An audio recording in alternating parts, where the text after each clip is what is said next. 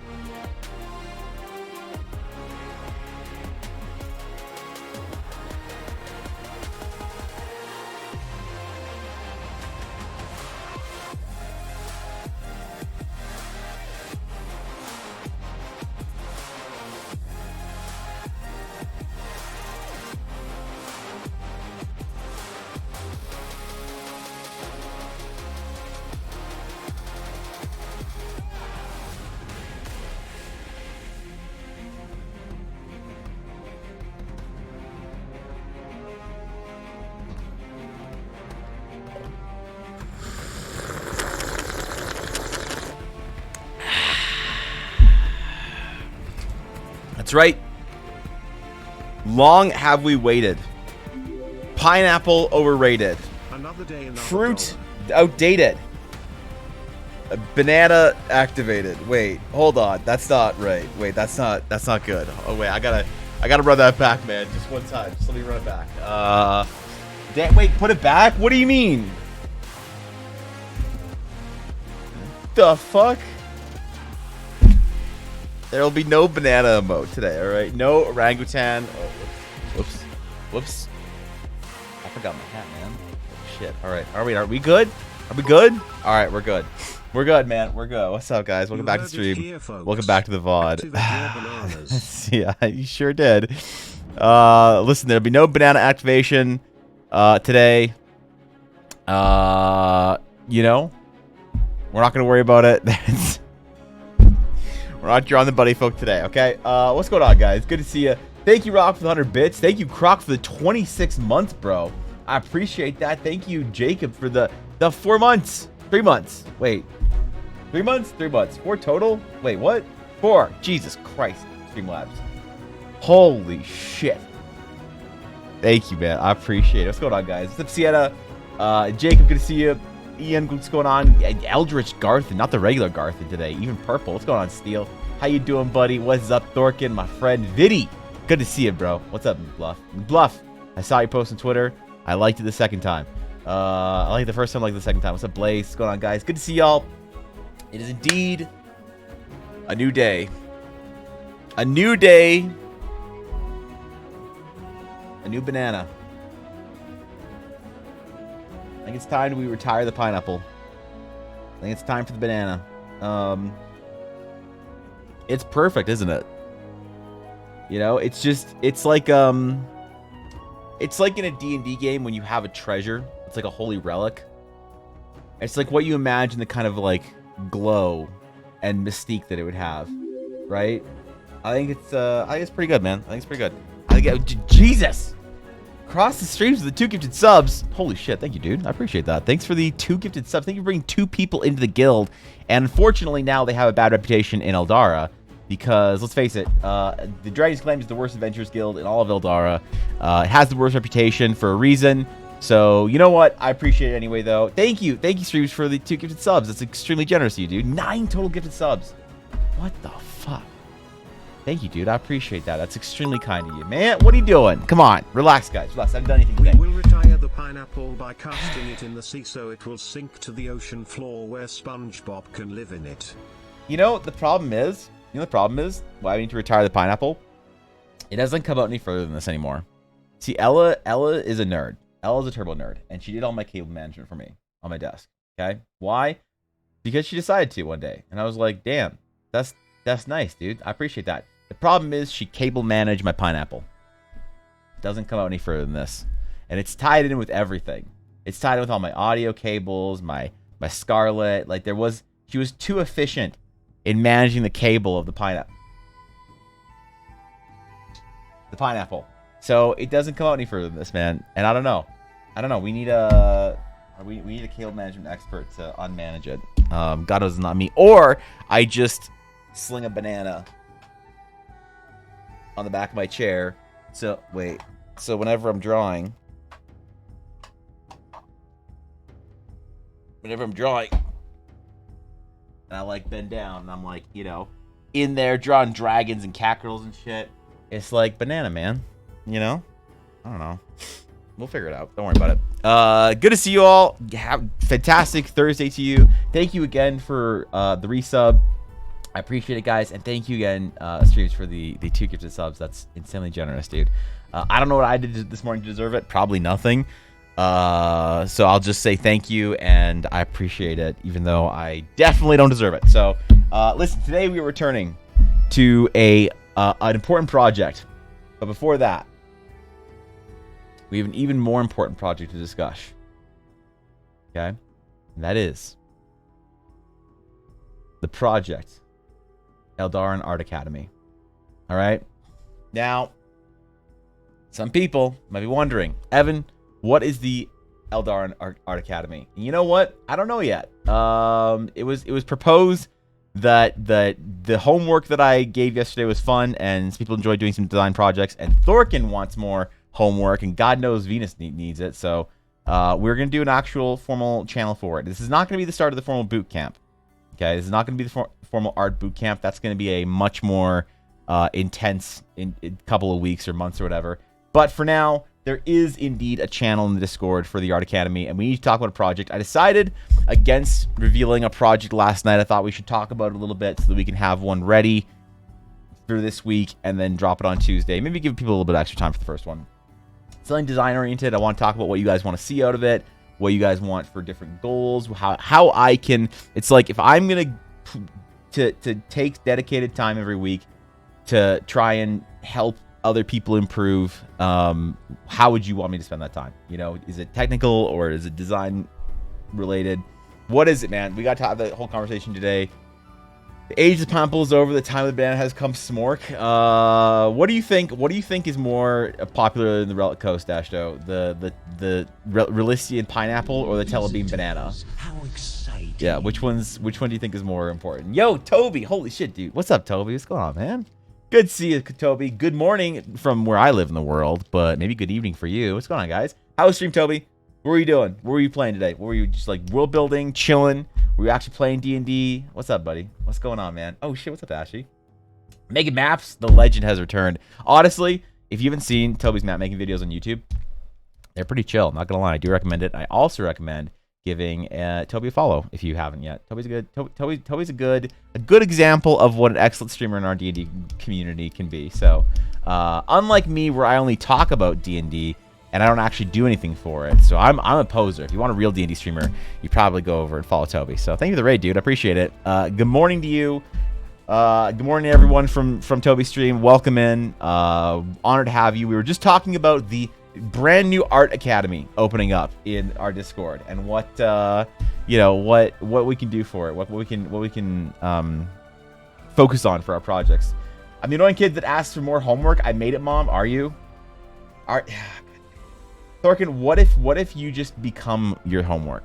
What if you incarnate? What if it's like you're one High Templar and homework is another High Templar, and you merge into a homework Templar Archon? I'm just saying. That'd be commitment. You have been found, Ashley. I'm sorry. You tried your best to hide, but I knew it seemed a little bit too cheery, and you know, it's like it's like when it feels handsome in chat, and you're like, man, why does it feel so handsome in here today? It's like, oh, Guapo's in chat. Okay, there you go. You know, it's just a little too anime princess in a castle-y today, and I was like, shit, man, I wonder if Ashley's here. So this makes sense now. You are homework incarnate. Look, as far as these projects are gonna go, I want them to be accessible for everyone at all skill levels, no matter where they are in their career or in their journey. Homework is something you have to work on. True. Thorkin doesn't need working on. He is perfect. Thorkin is perfect, but even perfection can be sharpened. So, you know, man, thank you, 100 bits, Rock. I appreciate it. But I want to create projects that are useful to newcomers, useful to people who haven't picked up art before ever, but also useful for our veterans, useful for me, useful for an expert artist, an expert streamer at art like myself to still have some fun with. So it's gonna be a little difficult. I think that's why I think maybe more along the lines of, I've typically hated doing homework. Really? I'd definitely do it if it looked like Thorkin Ivan Blhart. I mean, fair. I think we'd all probably draw more if we were as good as Thorkin. So you're having a morning? Is that? Oh no, Ashy. Is it one of those mornings? I'm sorry. Listen, Ashy, it'll get better. The day is long and the morning is almost over. So hopefully, whatever the morning is, it's quick to execute itself. But yes, I think it's gonna be more on the design side. But I'm interested in if anyone has any requests for technical sort of work, because I think technical work is interesting. It's fun to practice. The problem is the technical work scares people away. Why? Because it's difficult. And how do we know that it's difficult? Because no artist does it. How do we know that no artist does it? Because very few artists are actually good. So therefore, we can infer that technical work is actually difficult and no one wants to do it. Which I don't know if I want to create a place where that's encouraged, because it's like, look, if you want to be a good artist, you have to do technical work. You have to practice. You have to study. But nobody actually wants to do that shit, and it's easier sometimes to get people into improvement in art through the pathway of having fun doing it, and then you can kind of like you kind of rationalize why you might want to do some studies later on, you know. So I think that maybe we'll keep it a little more light, a little more design focused, kind of like old art building was, but on a less formal stage. Because I actually think that art building had a problem, and I could be wrong, and maybe it was too long ago that people don't remember. But the impression that I got from art building was that it was intimidating for some people. You know, the idea of a project that you have a month to complete. It wasn't supposed to be a big project. It was supposed to be like whatever you want, dude. You just have a long timeline to do it. And I think the problem is, though, there's a psychology behind having a longer deadline that makes you think that you need to be working harder on it, or you need to be spending more time on it. It's like if you want to spend 2 hours on your art building at some point in time between, you know, now and 30 days from now, that's cool. If you want to spend 30 hours, go for it. But I think that having a week-long assignment that's like pretty chill would be better. So I want to talk about that today, and we're gonna figure out what we're gonna do for it. What is art building? I wonder if there's a command to figure it out. Wait, is there? There is a command for art building. Oh shit, March 2022. Wow, I spent a year since the last art building. That's impressive, actually. Use seconds to draw a bunny. Now you can't stress about it for a month. Exactly. There you go, dude. You have to time yourself. You have to like post a timed video of you drawing whatever you're drawing in literally 13 seconds, and after that it's over. So internet went boom. All right, Thorkin, it's all good. Have a good lunch, buddy. What is art building? There's actually a what is art building too? Really? The occasional challenge for EVA viewers to create art, lore, and any sort of world building that comes to mind with a theme to focus on. Participate in the hashtag art building channel on EVA Discord. See Discord art building. Holy shit, dude. Damn, those are some formal commands, man. Scrub writers like me can world build with no art skills. You too can be welcome to the world building community, even if you can't make art. Because you know what? I find that there is a lack of understanding for concept art and for artists in the world building community. I feel like the world building community is a little gated. They're a little gated on this, you know, idea of like, oh man, if you're gonna world build, you have to write.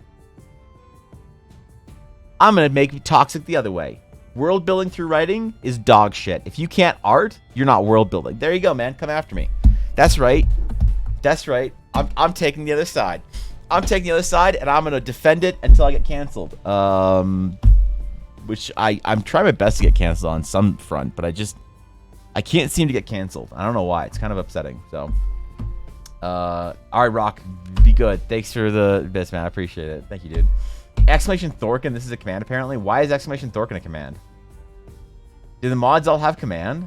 I do art with words. I mean, fair. That's probably better. Or until World Anvil raids you again. No, next time World Anvil raids me, I'm going to ask them if anyone there in the World Anvil raid is an actual world builder and actually makes art instead of just writing about it. Ooh, I have a little island, and on my island there's runes, and the runes are cool, and here's like 1,800 words about something nobody cares about. No! Cat girls. All right? Listen. This is important, okay? If you're not drawing cat girls, are you from world building? So, exclamation Dashto is one. Exclamation Rogue Daddy. Why is exclamation Rogue Daddy a command that ats Jackie Felling? Okay, dude. All right, relax. Come on, these mods, man. They got commands under their belt. But yeah, I want to encourage more of the design side, more of the art side for world building. So I think that'd be good for the challenges. We'll figure out what a good mini little art challenge can be. And I guess if somebody wants to do writing for it, you know, why not? That's fine. It's a concept. The problem with writing though is it's difficult to review on stream because like if somebody makes a shitty picture of a dumb flower, it's like, hey man, that's a shitty picture of a dumb flower. Good job, and you can just you can move on. But if it's what's up, Ella? Two things. What's up? I see you. Wait, is this it? Oh, they replaced it? Oh, nice. Cool. My bracelet. I'm ready. Yuna gets the big chew. Here, hold on. Give me the Yuna. Pass me the Yuna. What could I call her? Yuna, come here. All right. Guys, it's an important day for Yuna. It's an important day. It is indeed New Chew Day. Please present the puppy with the chew. Which side are you gonna start at, Yuna? No? Which side? You want? Yeah, she wants to. Okay, you want to fetch it. All right, Yuna. You hate that I'm holding you right now. You have a brand new chew. It is bigger than her, Zibsy. That's not hard considering Yuna's only 6 pounds. So that. All right. Okay. Wait. Yuna update. She appears to be enjoying her new chew. All right. Good girl, Yuna. Get in there. Do I want to what, sir? Oh yeah, please, wouldn't mind. They're in my watch box. Yeah. Cool. Thank you. Present the chew. Look, dude, this is an important day. Yuna only gets a new chew like once a month. All right. She goes through those things. It's like, it's difficult. All right. Hold up. Let me catch some chat behind. Sorry. Music's so loud. Here we go. That reason I've been doing it all wrong the whole time. Why am I making maps when I could be making cat girls? Exactly. Look, Toby, I had the same realization. Why would I draw dragons and or dungeons? Nobody cares about either of those things. Okay? The only thing anyone cares about is cat girls. So, P.S. Thank you for the converted sub from a prime to a tier 1. Holy shit. Thank you, dude. Thanks for the sub. I appreciate it. You don't have to do that. Thank you, dude. God damn, man. Yeah, what the fuck, dude? Thank you. What has happened to your username? Wait, for who? Oh, Garthen? Oh, yeah. There was a whole issue of usernames. Byron, I don't know what happened. Don't ask me. I just loaded into chat to see Bizzle using the Cobalt command. What, do all the mods have a command? Really? Seriously? I hit LV30. You level 30? Did you... What? Are you going warrior or were you leveling in a different class, ED? Thank you for the 100 bits, man. I appreciate it. It's like Voldemort's wand. It does kind of look like Voldemort's wand, but I swear it's just dried wrapped beef. It's like a giant beef jerky chew that she like slowly eats over. Now here's the thing: you give that to a big dog, and it'll take him like a couple of hours to eat. You give it to Yuna, and she'll take an entire month to eat it. But boy, does she have a great time! It's literally her favorite thing that she owns is her beef. Like she's the happiest when she has a brand new chew. So, yeah, I don't know, man. Activation canceled. Faye said it was okay. Oh, sick. There it is, man. DC, unfortunately, you didn't get the Green Dragon check, but you did get 66, which is the best order. I am worried about the last time we had a 66 because the problem is that it should be a order the mods are supposed to execute in which every single VIP, including your friend Ashio Hard, is now an enemy of the Republic. So, you know, if there is a VIP purge because the mods, you know, we're just not gonna worry about it. You know, sorry, Ash. Yeah, it's rough out there for her. Just Thorkin, Cobalt, and technically Wolf. Why? Wait, Wolf has the wolf pins. Oh, thank you. I appreciate it. I got my new bracelet back, guys. Pug champ. Ella got me a bracelet for Christmas, and it was broken. It brokened. So we had to send it away to get fixed, and now it's back. Came in the mail, and I'll just put all the dumb little beads back on it. And so I have my wait, I gotta put it on. This is hard to do with one hand. Hold up, I got this. I'm not this useless. I can do it. Okay. Come on, dexterity check. Natural 20. God damn it. Okay, maybe I won't put my bracelet on just now. Maybe I'll try and put my bracelet on for the next 10 minutes while we're also, doing the warm-up. For the dice seller, they're awesome. I love them. You guys do dice? I saw that. Very skilled unboxing video. If you guys didn't see, DC posted... God damn it! DC posted an unboxing video in Discord. It was probably the best unboxing video I've seen for dice. Did I break it? I didn't break it again. I didn't break it again. What do you mean? It's hard to put on with one hand. Okay. Laying it flat on the table. All right. Got a little clasp. Okay. All right. Inserting the other end. And I just closed it and it didn't work. All right, fuck that shit, man. I'm about to throw it at the wall. People forget about your cat girls if your OC's milkers aren't big enough. Neil deGrasse Tyson. That is something that he said, indeed. You know, this was around when he decided that Pluto wasn't a planet. But, you know, this is wisdom from Neil, so you're right. This is DC you speak of. I only know of ED. Okay, yeah, sorry. All right, sorry, ED. My bad. You saw the unboxing video? Yeah, L is pretty cool, hey? Please help poor Evan get dressed. I don't need... Oh, I can do this myself. No, fuck you. Okay, screw this shit. I'm going to do this myself. Okay. Put it on. In. No, you don't. No, you don't. I got it. Look. Is it closed properly? It's closed properly. They placed it? Oh, okay. Why it's so shiny and new. Thank you for the bracelet for Christmas. I appreciate it. I like it very much. Thanks, Ella. Concentration? Dude, I just try it. What's up? Can I tell ED what? Ella just winced when she said that. What? That she loves the dice unboxing video. Why don't you just tell him your fucking self? Why don't both of you screw off and get out of my stream room? Because you're immobile? Okay, alright. Take your dog and your blowing banana with you. I got one that had a screw clasp and that was evil. I can't imagine that, dude. That's yeah. How do you even manage that with one hand? Day 2 of drawing a tree. How did wait? Is this your version of 365 challenge, Linz? Because listen, because I'm on day, like, what are we on? Like day 45 or some shit of the portrait challenge. And you know what the problem is? My portraits aren't getting any better. They're not getting any better. It's rough out here. I'm trying my best. So look, daily challenges until you get better are difficult. I did like the tree. I enjoyed the expansion of the tree. I'm enjoying the ever growing story behind it. I have to hop off again. Have a lovely stream. All right, Toby. Have a fantastic rest of your day. I appreciate you. Thanks for stopping by. And yeah, man. Be good. Toby, everybody.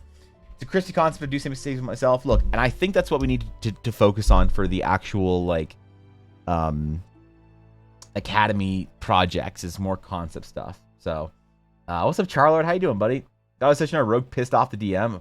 Look, why is it always the rogue?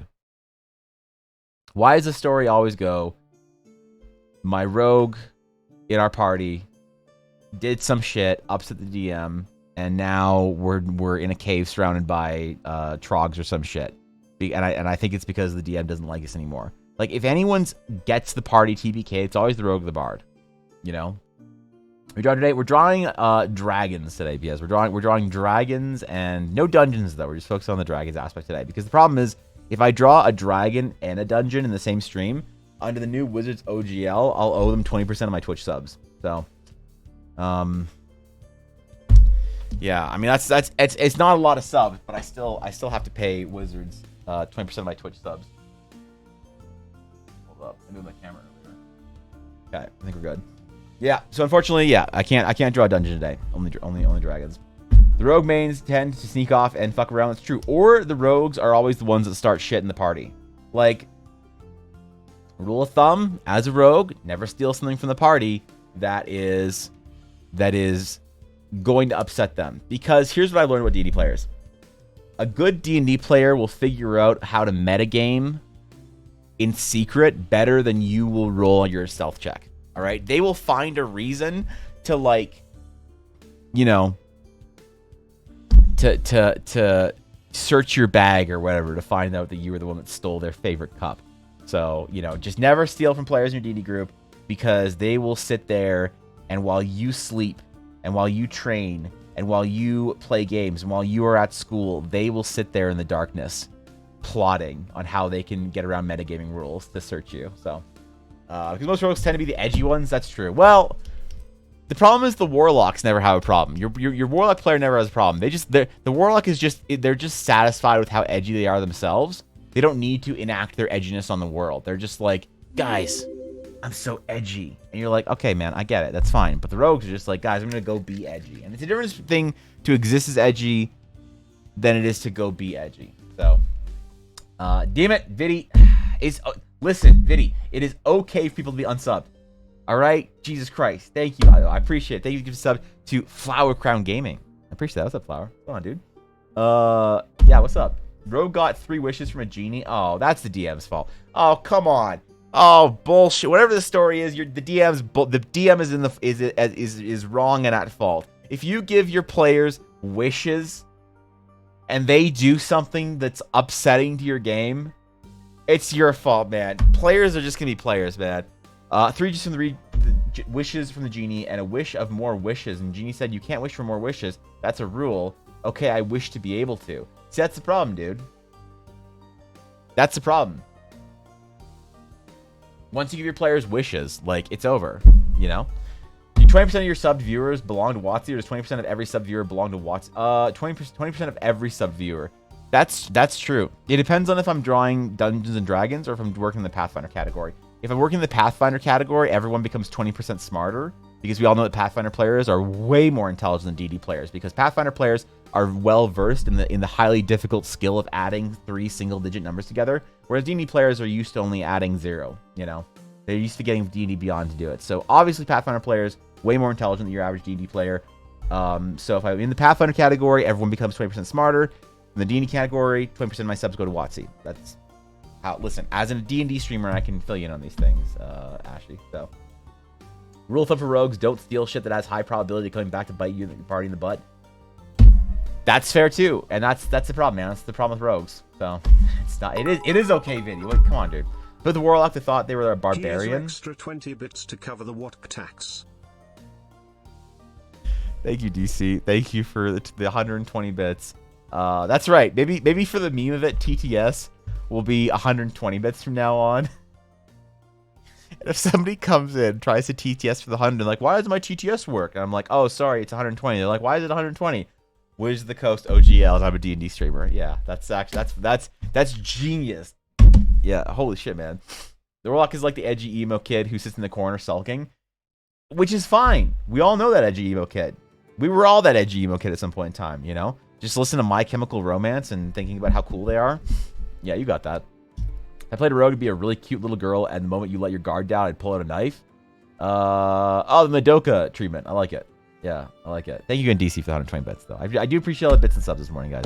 I definitely don't deserve it, but I appreciate it nonetheless. All I can do is try and have a stream worthy of it, so thank you. We are above 20th level, so wishes are kind of a thing anyway. I mean, I don't know, dude. If I had a bunch of level 20 players, I wouldn't give them wishes. All right?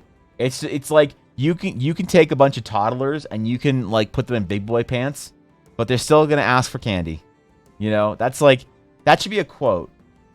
That should be a quote with, like, some old grizzled cowboy dude just, like, staring out into the, you know, a prairie field. You can dress up a bunch of toddlers in big boy pants, but they're still going to wish for candy, and it only applies to D&D. So, I need to sub 3 more times for the WotC tax. Yeah, unfortunately, Viddy. Unfortunately, you haven't been subbed enough. So, after, your first 1-year sub comes at, 15 months, so that Wizards of the Coast can take their cut. So, there's math in D&D? No, there isn't, because D&D Beyond became popular for some reason. I don't know. I don't like D&D Beyond. I prefer pen and paper. I'm just going to say it. I've always preferred pen and paper. And I feel like that's a hot take that is like an unacceptable take in this community now. In this climate of D&D on the internet, I feel like being a pen and paper player is like a rebellious punk rock thing to do. So, I don't know. Maybe I'll just keep it because I think it's fun. Just let your wizard be an artificer. Create some lovely magic items for your party. Secretly incorporate command words that deactivate the items or similar in case those party members do terrible things. Oh, shit. Yeah, the fire resistance pot's gone. Oh, no, that'd be crazy, man. You hold your entire D&D party hostage with magic items? Wow, now you're basically the GM, so, you know. Yeah, wants to inflating our stream TTS. Look, honestly, inflation's going up, man. The price of everything's going up. You know, I went and bought some lettuce, and it was like $5, right? So, you know, TTS, man, it's gonna go up at some point in time, and whether that's now or in 30 years, I don't know. But the days of 100-bit TTS are numbered. You know, like all things, they are numbered. If the number is very short or very long, I don't know, but they are numbered. I play online a lot, so kind of have to use D&D Beyond to get around cheating on rolls. Really? So here's the way I feel about it. I play when I play with my party, when I play with my friends, I let them roll physical dice if they want to. Now, because my wife makes dice for a living, A lot of my friends have herd dice. They like to roll physical dice. And here's my view on cheating.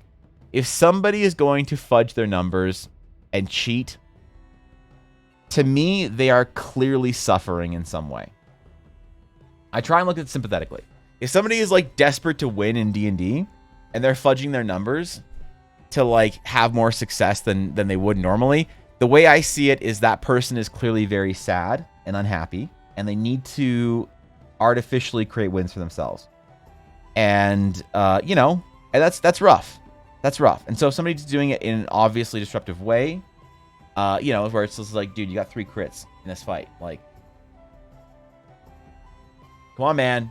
If you're gonna fudge your rolls, don't make me drop my glasses at you, right? But if somebody's fudging their numbers for some reason, it's like that to me is like that's a person in pain. And so I try and have a little bit of compassion, a little bit of sympathy for that person, and you know, and I give people the opportunity to be honest with their roles and enjoy the game, or if they feel like they need to fudge them, that's not cool. But like at the end of the day, you know, that's fine. Like it doesn't affect much, to be honest. So I don't think any of my players cheat or fudge their rolls. There was one person that I played with that I was pretty sure fudged a lot of his numbers. He'd be the kind of person that he would roll his die and then really quickly pick it up and be like, oh, what is that? Oh, what is that? That was a natural 18, so that's a 26, you know? And it's like, you didn't even take a chance to look at it, idiot. But like, yeah, I used to be mad about it. I used to be like, this asshole's, you know, ruining the sanctity of our D&D game. Then I realized that it's like, if someone's going to cheat at D&D, they're clearly hurting on a level that you or I can't understand. So, you know, I don't worry about it too much. So, rich analog player, yeah, I like it. I don't know. And was the edgy rogue warlock that leans against the wall in the back with pen and paper. Yeah, it's true. It's true. I also have my trench coat and red sunglasses on. Wait, this isn't Vampire the Masquerade? Sorry, never mind. No sunglasses. For D&D Beyond, for making my characters and then using pen and paper when I play. That's fair. I mean, the thing that I don't like about D&D Beyond, my main criticism about D&D Beyond is I already bought the books in physical form. Not going to buy them again in digital. If they did something, look, D&D Beyond could earn all my respect in the world if they had some kind of, if Wizards of the Coast instituted some kind of code where it's like, hey, when you buy this book, the balding nerd at the game store gives you a little piece of paper that's got a scratch off code for, you know, for D&D Beyond. You scratch off the code, and you get a little book. You get a little book code. You get the code online, and then you get a set of dumb dice that you know they didn't microtransact you for out of $3 for, and it's like, that'd be sick. You know, I always had a lot of respect for Paizo for Pathfinder just being online. They just had the core rulebook as a PDF. They were like, here you go. You know, because like a lot of people use PDFs for their D&D books, and they pirate them, whatever. You know, but Paizo just like made it easy for people. They just like, here you go, man. I don't know if they do it for Pathfinder 2nd edition or not. I don't think so, but they did that for 1st edition, which is great. And if D&D Beyond was an official Wizards tool that they like allowed you to do that, I'd say easy win. I'd buy more D&D books. But as it is right now, I don't really buy a lot of D&D books because, for one, I don't really need them. You know, a lot of D&D books are content and not rules. I'm always interested in rules, not super interested in content, because I don't use any Wizards of the Coast content, and I haven't since I was probably 16 years old. Why? Because I'm what they call a Giga Chad. You know? So okay, I'm kidding. Relax. I made first character with D&D Beyond because that's what I was shown. Switching pen and paper made it so I could actually understand my character instead of just ruling what I was told. Yeah, that's a good point, actually, dude. That's a good point. I think one thing you get good at is understanding why your character works the way they do. You know, I find that players who use D&D Beyond are more prone to asking me dumb questions about their character class after a couple months of playing. It's like, you want to ask me a dumb question about how your character class works in the first month or two of playing D&D, I get it. It's hard. But it's like month 3, session 9, and you're asking me how stealth works. We aren't going to be playing very long. All right? Relax. Realize one game. That could work too, yeah. If you're going to fudge your rules, don't make it so obvious. Please don't fudge rules. Kind of cringe, bro. Yeah, true. I used to be on because I'm lazy and it does stats for me, but I roll dice and love my math rocks. And that's fine. You know, if you use a D&D Beyond character sheet, but you roll your dice, like, whatever, man. You can use any combination of the tools. I don't judge anyone for doing anything. Except for for D&D 4th ed players. I judge them, you know. But everyone else, use whatever you want, man. When you fudge your dice rolls and fail your checks intentionally, Giga Chad. Now that's the true Giga Chad moment. When you fudge your rolls to have failed checks because you want to like give someone else in your party a chance to like get the killing blow or whatever, you know. I had a guy who would stack his books and roll where no one could see. He rarely ever failed saves or attacks and hit high consistently. Yeah, it's like, to me, I look at people fudging the rules the same way I look at people who are like toxic in video games online. I just kind of feel bad. It's like no one who's like having like a good time in life, winning, having like, you know, successes in school or academia or their personal life or whatever feels like they need to fudge rules in a game.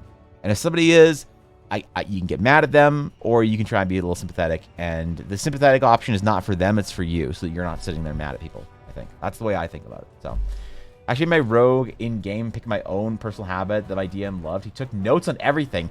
Dude, that's genius. So the DM forgot to give info. She would say, in your notes, this says this, etc., and I coded them into the Thieves' Cant. That's pretty good. See, if one of my players did that, Charlord, that would earn them Lore Keeper's Merit medallion. Okay, just easy one time. Honestly, the bar for what I consider to be good notes is so low that basically if you take notes you can earn a medallion in one of my games. So well, I get the online books for free if you buy a red card. Wait, do you get a blue card for free too? I'm so confused. I have no idea what that reference about red and blue cards is. Or red, wait, buy a red card you get, wait, do you mean just like they're different products? They're different products, but I see it as the same content, and I don't want to, like, it's the kind of thing where they could, it's like, it's a loss leader. It would be a loss leader for them. It increases the value of their product to begin with. Because the problem is D&D and Wizards is not hitting a monopoly of sales. So they need something like that to operate as a loss leader, and that would be a great way to do it, is by saying, hey, if you buy our book, you can also have the content here online in an easy to use format. So that's what I mean. 150 dice rolls, play solo. You're only disappointing yourself at that point. Yeah, unless, I don't know, man. Maybe you like that shit. So, what's up, Darren? What's going on, dude? Graybeard Mo on. Listen, kids, in the old days, we had to roll dice and compare the tables to all kinds of manual stuff. We forgot we fought orcs in the snow uphill both ways. And on a hex map, too, Atari. You forgot that part, too. Give myself disadvantage on history checks. This campaign related information on the setting. I mean, because my character literally isn't from there. And that's... I always respect when a player says, hey, man, I kind of want to do this, but I feel like I should have disadvantage on it, you know? I'm always like, okay, all right, reasonable. I like that person, you know? Dude in our group that fudged rolls all the time was a lolicon furry, so... Oh, yeah, so not even a human. Okay, got it, guys. I have a full composite notebook of IRL notes on my desk for every campaign. That's intense, dude. I respect that. Note-taking D&D is an important role in the party, so... From a lot of places, I frequently read TTRPG-related things. It's something people dislike about 5e and D&D in general. It's closer to a combat simulator, whereas other TTRPGs provide more story focus and do rules like combat. Yeah, I don't mind rules-heavy combat. I like the tactical combat like element of it for D&D. You know, I wish there could be a more of a middle ground of like, hey, here's a rules heavy system, but also you don't have to use it if you don't want to. You know, which I think D&D kind of does. There's no like official approval for doing that. So we've opted for group note taking in muted Discord channel that everyone can access. It's streamlined. Streamlined it quite a bit. I enjoy when people have individual notes because I feel like it is important for what their character remembers about the world, you know? Hex map on the wall. Yeah, there you go. The only time I heavily ask questions is when I know the DM is messing up on how certain spells work and stuff. Yeah, I mean, I always ask players how their shit works, you know? If I'm in a combat encounter and one of my creatures has a spell, then of course I'll know that spell inside out. But I think that players should know their spells and know their abilities better than the DM does. If that makes sense. But also maybe I'm idealistic about it. Less need to fudge roll or dice because bad dice rolls for story usually just provide opportunity for more interesting story. Yeah, but players don't. A lot of players don't see that. The kind of person that the psychology of a person that fudges their dice is not that they're there for an interesting story. They're there to win. You know, and often winning doesn't mean it's not a binary win-loss between them and the other players. A lot of the times I found because I played a lot of D&D with a lot of different people and a lot of different groups. I played with people I don't know. I've played at this game store where I had to where I had to DM for people that, you know, I didn't necessarily want to. I've DM'd with lots of different friends groups. I've seen a lot of players in my time, and there's one consistency that I find between players that fudge their rolls. It's that they want to win. They want to win, and they usually want to do it in a way that earns them some sort of impressive status. You know, they want to be cool. They want to be cool for the people at the table. For a lot of times, sometimes they only want to be cool for themselves. That's a little more strange, a little more rare. And it's really that they want to be the best. They want to be like better than everyone else, and then it's like, oh shit, I win. I'm the best. I'm the best at combat. It's more like they want to do something cool and have everyone go, wow, James, that was awesome, dude. That was cool. When you critical strike with your divine smite, thunderbite, vampire / dragon wing attack. That was so cool, man. You did 322 damage at level 4. That was impressive, James. Good job. And then James, it feels good about himself for 35 seconds, and that's enough. And that's, to me, the kind of psychology of what I often see in players that fudge rolls. And so sometimes I'll see somebody, and I have a pretty good idea they're fudging rolls. And typically it's like, okay, am I playing with this player for a long time? No, it's like a 2-shot.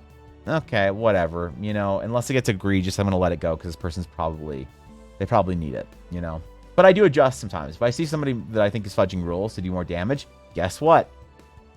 The boss suddenly has 30 more HP. That's crazy how that happens, That's insane. Oh, what? The boss just gains more HP the more I think people are fudging their rolls. It's funny how that works, I don't want the other players to have a diminished experience. Like, oh man, I only got to attack the boss once because James did 304 damage in one attack. Like, that sucks. So, we had a DM disagree on how, silvery barbs work. Barbs work. Oh, and said, because I have no idea how silvery barbs works at all. Even a little bit. And said because they had advantage on the attack, they get straight roll. We had to let them know, no, you basically get triple disadvantage. You take the lowest of the 3 rolls.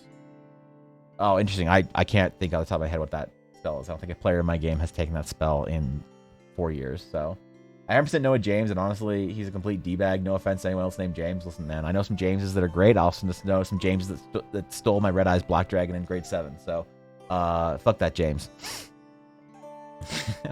I get that, but when do you have an awesome moment naturally, it feels so much better. It does, and that's the problem. Is like you're trying to come at the psychology of somebody who is desperate enough to fudge rolls from the standpoint of somebody who isn't.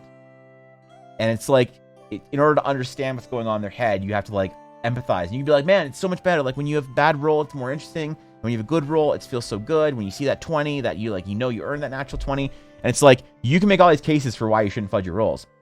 But a lot of times the problem is if somebody is not if somebody feels like they need to because they're not winning in any regard enough in the rest of their life, they have to win in their D&D game. That kind of psychology goes out the window because it's not applicable to that person. The genuine important sometimes it's good to talk to the players and have that conversation of just hey man, look, I don't know if you fudge your rolls or not. They're like, I don't fudge my rolls. I don't know if you do. So you know what? Hey, listen, here's what I want. I want a favor from you. I'm like, okay, I want you to listen to me and let me talk to you as if you might be fudging your rolls for 5 minutes. And that's a big favor you can do for me. I'm like, oh, okay, I can do that for you.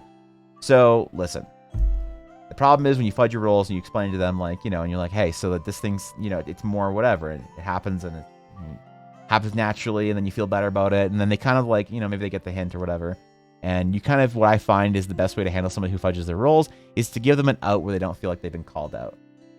That's, I think, one of the best things you can do in general when you're trying to correct somebody's behavior, right? And not correct someone's behavior in a manipulative way, but instruct somebody on, because they might not necessarily know how to interact with you or somebody else or whatever. Their interaction doesn't work with the group. It is important when you're trying to correct someone's behavior or instruct them to not make them feel like they Like, to not make them feel like a bad person or to make them feel like they have to take a hit to their pride. Because if you're like, hey, you fudge your rolls and why don't you stop doing that shit, idiot? It's like, I don't fudge my rolls, fuck you. And you get nothing but, pushback. But it's better to sort of give someone an out. And be like, I don't know if you do, man. And you know what? You could have shit rolls from now on out and that'd be just the run of the luck. And I wouldn't know. Only you'll know. Right? And so if you start having bad rolls and failing saves, I'm not going to think you were fudging your rolls ahead of time. And they kind of like, it gives them an out where they're like, oh, okay, all right. So I can kind of like start being more realistic with my rolls and it's not going to be obvious that I was fudging them. You give them a chance, dude, to correct themselves without feeling like they're outed. It's like a thing that happens with streamers, right? And like people in chat. It's like, well, I don't ban people in chat. I like to try and like if somebody's being like annoying or whatever in chat, and it's like how to like slowly teach them how to like what is kind of the better way to act in your stream or your chat, as opposed to just outright saying to the person, calling them out like, hey, that's not okay behavior. You need to stop that shit right now. In most cases, you're gonna lose that person. That person's just like, oh, fuck this shit, I've been called up by the streamer. My pride, and they run away. But sometimes it's easier when you're like, hey man, like, let's just start moving in the direction where, we kind of both get what we want, where you're happier being here, I'm happy with you here, and you're not doing shit that you feel like, you have to be embarrassed about. So it's the same thing true with D&D players in your group. But I don't know, man. What's up, Billy boy? What's going on, dude? It forces you to roll an extra d20 and take the lowest roll of whatever you roll, advantage or not. Oh, I see. Okay. Yeah, that's interesting. So disadvantage, and if you had disadvantage, that would be an extra one. That's pretty interesting, actually. I like this spell. What's up, Azalea? You're welcome to a Thursday stream, the most productive stream of the week. Yeah, what are you talking about, man?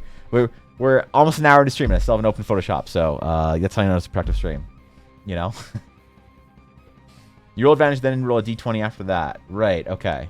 You roll your advantage or disadvantage roll, and then you roll... Yeah, okay, I see that. Rolling a low plane view and being heavily ridiculed for it is part of the fun, of course. I only played with a group of good friends, so my experience was different. And that's the thing. Again, it's like everyone who doesn't understand is like mad at people who fudge their rolls and doesn't have any like sort of sympathy for it. I think it's like it's because you never had to deal with this. But like imagine somebody who's so unhappy with things that they have to fudge. It's kind of like why with like toxicity in video games. It's like people get really mad. It's like, oh man, I was in League of Legends and somebody called me a fat nerd. That was upsetting to me. It's like, okay, you're letting it get to you, but like realistically, this person's like really hurting. It's like nobody who's doing well in life feels like they need to tear anyone down. No one who's succeeding needs to feel like they need to come after anyone or bully you or harass you or let out toxicity. And so if somebody goes to school and they get bullied all day because they're, an overweight, plump nerd that has Yu-Gi-Oh cards and whatever. Wait, is that my life story in junior high school? Maybe, And then they come home and they're like, they get bullied all the time. So then they're on Fortnite and somebody does something they don't like and they're just gonna, trash talk them and whatever. It's like, man, that kid's hurting. That kid's hurting. And so whenever I experienced toxicity in a video game, it took a while to sort of start thinking about it differently and start thinking more empathetically. And I found that like things that upset me that other people did when I started to try and think empathetically about what their perspective is, it's a less destructive emotion for yourself to feel bad for somebody than it is to be annoyed or upsetted by them. So I take the same stance that I do on sort of like toxic gamers as I do on people who are like, haters in chat or critics or whatever of mine that I also take in criticism is fine. But or people in like your D&D game that fudge rolls. It's all the same kind of psychology to me, So once I make my campaign, that's exciting, dude. How long is the campaign gonna be? Best part or not, or you get to give someone advantage on the next check. That's pretty good. Did I miss the Academia de Beau art announcement? No, not yet, Thurkin. We're still talking about what we're gonna sort of think about for concept project versus actual,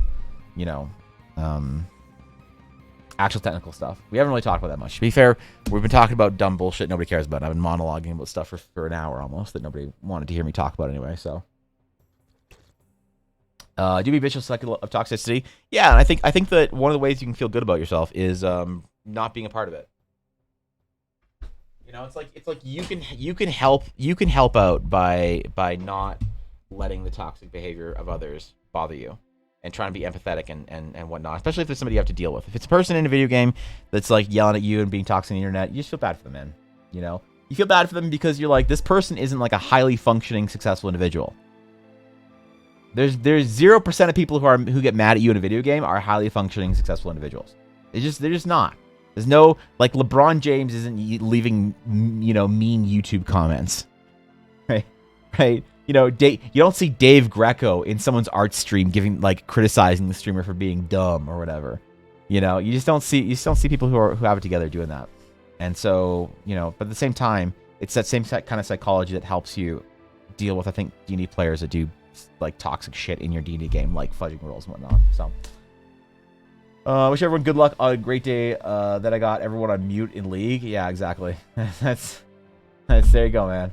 Plan on giving concept assignment again? Yeah. So we have in our Discord a new channel called the Eldara Academy de Beaux Arts. This is our Eldaran Academy of Fine Arts. Although I do think that we should maybe change the title from Fine Arts, because Fine Arts implies like modern art, and modern art sucks. And I swear to God, if someone cries and throws paint in a canvas and calls it art in my Discord, I'll say nice things about you. That's what I'll do. But yeah. Any modern artists in my Discord. Oh boy. Oh boy. Good luck.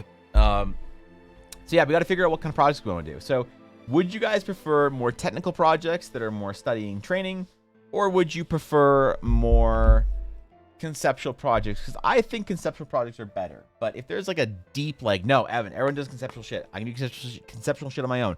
I want technical training. Make me do studies. That's fine, but I don't think that's really necessary for like our weekly challenge. I want the weekly challenge to be like more fun with a technical, you know, technical inspiration, but a focus on concept, right?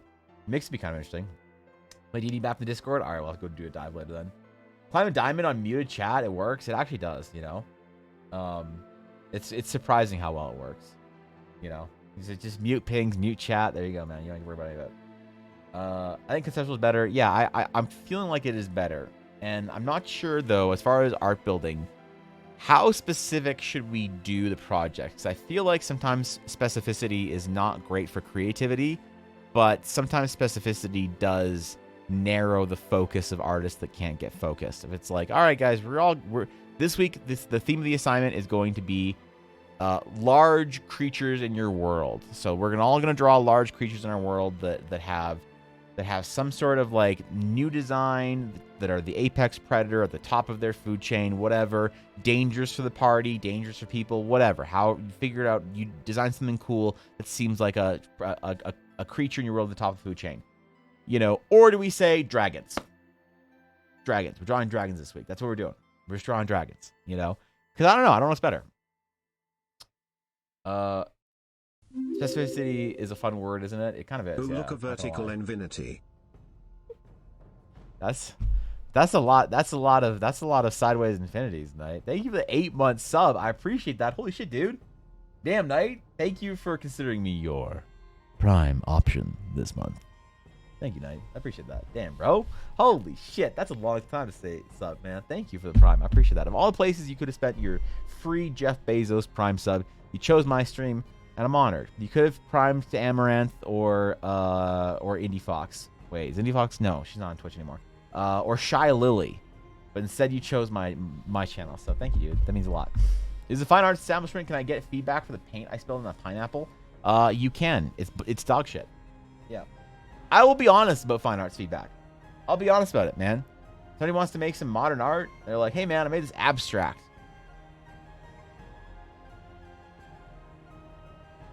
Looks good. Looks good. Yeah, so I don't know. I decided I don't want to start a project this week because it feels dumb to like start it late, because it'd be on a Thursday morning and we only have till Tuesday. And I kind of feel like I want to have a whole week for it, unless you guys really want to start something early. We could do something today and then have it be a shorter project due on Tuesday morning. But I'm also good giving people the entire week, you know. Quick one as a warm-up. We can do a quick one as a warm-up.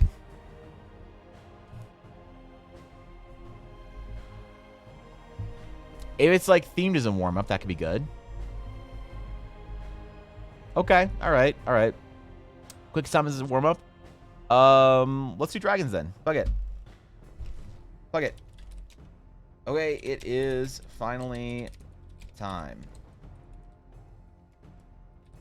Normally these projects will be handed out on Tuesday morning and due the next Tuesday for review on stream. However, this first project will be slightly shorter. Gracious. The very first hint is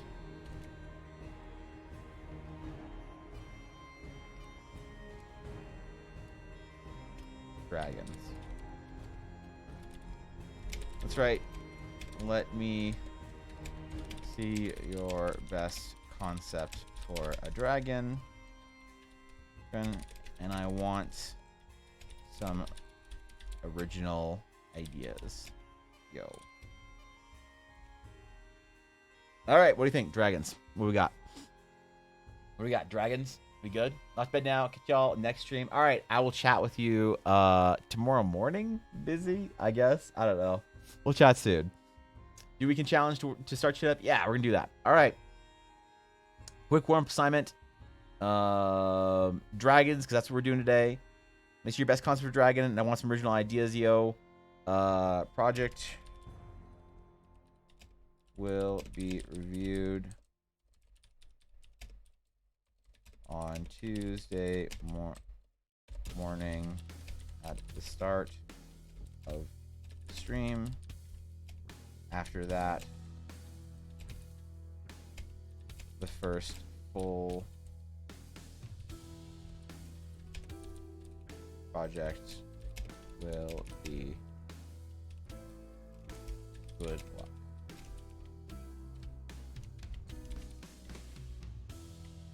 Okay. Fuck. All right. If anyone wants to join in on the weekly assignment, you don't have to be good. You don't have to be bad. You can just make whatever art you want. If you want to spend 30 minutes on it and do a sketch, go for it. If you want to do a whole 8-hour painting over the weekend, go for it. There is no judgment on the ability of the artist for this. It is only in the ideas. And so as long as you're able to communicate your ideas, you can get in on it, man. There it is, dude. There's the first one. Wish I could, but I never have time to do art anymore. Maybe it's time to make time, Azalea. If you want to make art and you wish you had more time, it's time to make time, all right? Are Trogdors banned? No, Trogdors are not banned. If you want to draw a Trogdor, you can. Just know that every other assignment is also going to be a Trogdor. So it's up to you. All right. And I am going to start on my dragon today. So I worked on it a little bit last night. I had a Discord date with a friend where we bitched about stuff, about D&D groups. It was fun. You know, there were a lot of complaining about D&D problems on both ends. It was a lot of fun. You know, sometimes you got to get it out of your system. And I worked on the dragon a little bit while I was doing that. So I decided today I want to finish the actual dragon. Now, obviously, there's a whole other piece to do here. There's a lot of mountains and hills and fortresses and shit. But I want to actually finish the dragon herself today. So I think that'd be a good starting point for our project. And then I'll have a dragon to share as well, because I'm going to do this assignment in addition to everyone else who wants to sort of be a part of it. Yuna. Oh, she ran away. All right. She ran away. I was so worried last night. Yuna and I were playing, and she, like, ran into a desk really hard and was, like, a little out of it for a second. It freaked me out, man. I almost started crying. I was so worried about her. But she's okay. Apparently dogs can do that. Crazy how they work, man. But yeah, it was like I was worried about my puppy, man. I was like, ah, shit, am I gonna be worried about having when I have kids? They're just gonna constantly be hurting themselves. Is this what parenting feels like? I should ask my brother. He's a brand new dad. I should equate his experiences as a new father to my experiences owning a fucking dog. That offends new parents, right? Afflurk for you Twitch. All right. Send us a 2-week notice. Reason dragons. There you go. Fair enough, Biddy. Wait. Is that an actual Twitch emote, Thorkin? Or is that the default? Oh, that's a default dragon one. Okay, never mind. I was like, somebody have a Trogdor emote? No. Somebody on Twitch does have a Trogdor emote. It runs in Windows sometimes. It does the same thing. Well, it was super scary because she sat there and like kind of wobbled back and forth a little bit, and then I grabbed her and she was like closing her eyes a little bit, like she was like going to sleep, and then she like blinked it off and then was like ready to play again. And I called the fucking emergency vet. I was like, do I need to bring my dog in? They're like, did they throw up when they hit their head? I'm like, no. Are they bleeding out their ears or nose? I'm like, no. They return to normal pretty quickly. Yes. They're like, okay, she should be fine. Keep an eye on her. Okay. Because I would have paid the $250 emergency like room vet fee, which I've already paid once this month so far. I would have paid it again. It's amazing how valuable having pet insurance is, but still emergency room fees aren't covered. So that fucking sucks.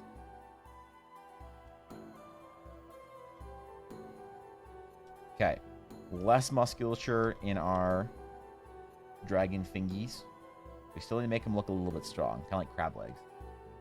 Dog daddy evident action. I hate that. I hate that fucking term so much. I hate people who refer to themselves as dog parents or whatever. I can't stand it when people when the breed, or not the breeder, sorry, the groomer or whatever refers to me as a dog dad or whatever. It makes me cringe to the point where it's just like I don't know how people can unironically refer to themselves as like a dog mom or whatever, or like a dog dad. I'm like, what kind of emotional damage did you like suffer in your life that you refer to yourself as a dog parent? This is not your child, it's a dog. Holy shit. It's an unpopular opinion on Instagram, though. It's really concerning when it happens the first couple times, but you get used to it. I do not want to get used to it. She is 6 pounds. I'm so worried she's going to hurt herself or whatever. He's historically have 50% resistance to bludgeoning on fall damage after their initial 500% debuff for the first 24 months. That's true, actually. My brother said something like similar to that. about his kid, but my nephew. Like, damn, man. That's rough. Which I should just also shout out to my brother real quick, because he hooked me up in Diablo 2. He got me a whole bunch of gear that when I started playing again, that's like really expensive gear. I didn't realize that he was such a like an absolute boss in Diablo 2, but he hooked me the fuck up. I had this like kind of nostalgic realization that even like almost 20 years later or whatever, we're still sitting around playing Diablo 2 together. My brother and I. Like, damn, dude. So, man, you hope that games advance to a certain point where you want to play a different one, but nope. 16, 20 years later, you still play the same Blizzard games. Maybe they'll make good games one day. What's up, Donut? Evan Cam Large? Yeah, I mean, this is my, like, new format for when we're sort of talking and chatting as opposed to, like, more focused art streams. It's, like, halfway between just chatting shit and halfway between art, and I like it.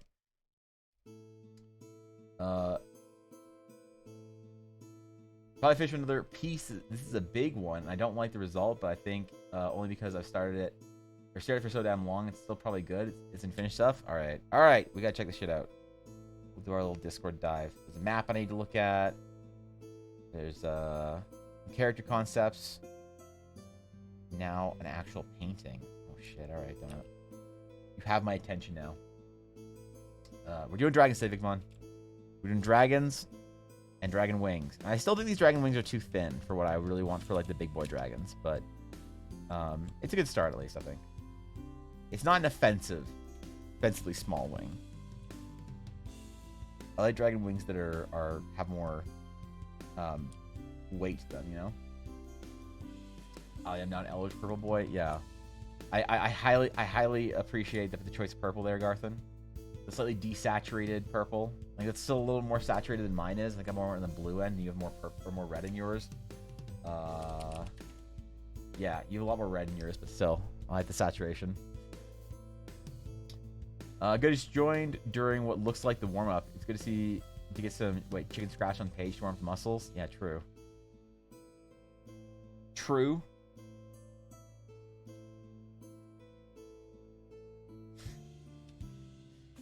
That's supposed to be a real piece. That's fine. That's fine.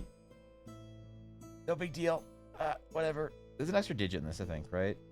Yeah, I put an extra digit on this. Oh, well. Oh, well.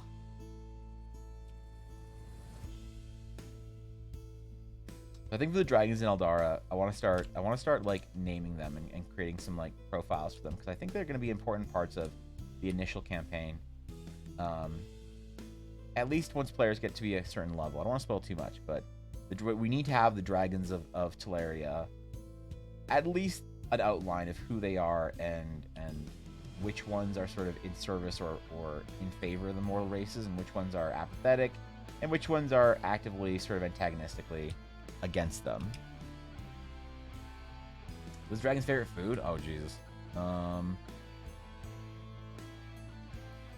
gonna say their favorite food is one of the like weird, gross like cheese udon noodle options at like a shitty Japanese Italian fusion restaurant in the middle of Tokyo that has like an Italian flag and like fake breadsticks in the window.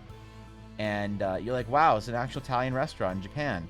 But they do like the sausage and ketchup shit and call it like what, Neapolitan or some shit, or Napoleon or whatever. I don't know. And they have their weird like, oh, you can get it with Italian spaghetti or udon. And you're like, that's not Italian. Yeah, I think the dragon's favorite food is probably that. Is that too specific? Yeah, wait, is that too specific? Shit, it might be. It's kind of specific, I'm not gonna lie.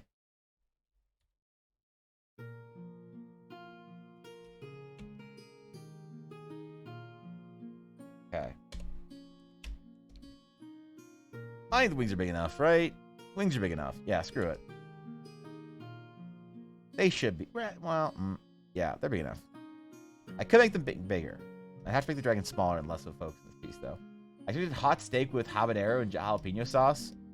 No, the dragon's more cultured than that. They like their cheese udon. Yeah, dragons have excessive taste, dude. That is like something we haven't talked about yet, is what the dragon's like food source is. I think inherently because they're magic, they don't necessarily consume the same way based on their size. But maybe they do. Maybe they're just like savages, dude. They just go around just eating everything. It's like, how much like food would a creature this size actually require? You're talking about like colossal creatures bigger than like most dinosaurs, and they're predators, they're meat eaters. Like, what does a creature like that actually consume per day? And in the fantasy world, is there prey that is big enough? So I think that's the natural answer. It's like, oh man, I don't know what to do. My dragons are too big. They don't, like, how many sheep are they gonna have to eat? I think the natural sort of like way to handle it is to add something bigger than fucking sheep to your genome of your of your world, you know? How dragons use the chopsticks? They use their human magical girl form. Yeah, all dragons can turn into an anime early 90s to early 2000s Japanese magical girl, like Cardcaptor Sakura or Sailor Moon. And so they turn into that form, and then they use chopsticks. So you wouldn't expect it, but they're very good at it. So wooden house be a great normal meal for them. A wooden house. They eat houses now. Not even thatched roofs. That's pretty impressive.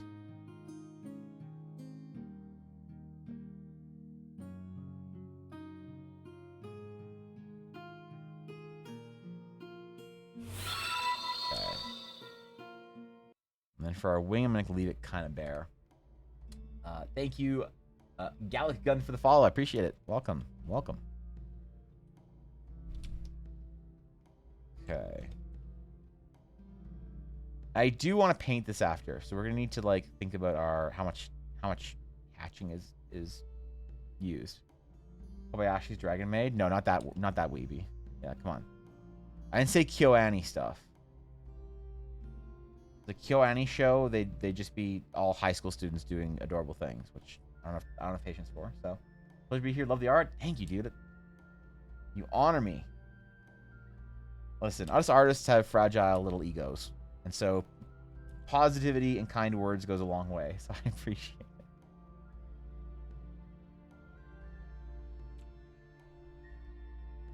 Maybe we have to like shred the wings up a little bit. I like the idea of like dragon wings being a little torn up from all the years of flight and whatever else. Still, you know, flyable, but too true. Yeah, exactly.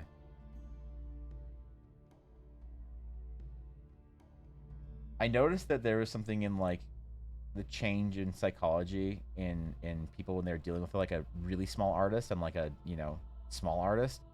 There's sometimes like a, and I feel the same way too when I like deal with big artists. It's like, oh, this person doesn't, you know, I don't need to tell this person they're like, you know, that I like their art because they get, you know, they hear it, they know that. But it's like, nah, man, a lot of big artists too. They don't hear that shit very often, or they, you know, they hear the same type of thing, just like, oh yeah, dude, your cat girls are so hot. It's like, okay, but do you like the art? You know, and so I find that artists really, there's not like a great understanding from people who aren't artists about just how much a compliment or like a vote of approval on what they're doing matters to artists. It's really important and it really means a lot. So I'm always deeply appreciative when somebody takes the time to say something nice about what I'm doing. Also because half the time people are just complaining about how scuffed it is. So, you know, mammoths and stuff, hordes of koi fish, hundreds of foot long, purple worms, good berries type fruit, which would make any less creature lethargic for weeks. Man, that's actually a good point. What if there's like some crazy ass magic goodberry type shit going on that, you know.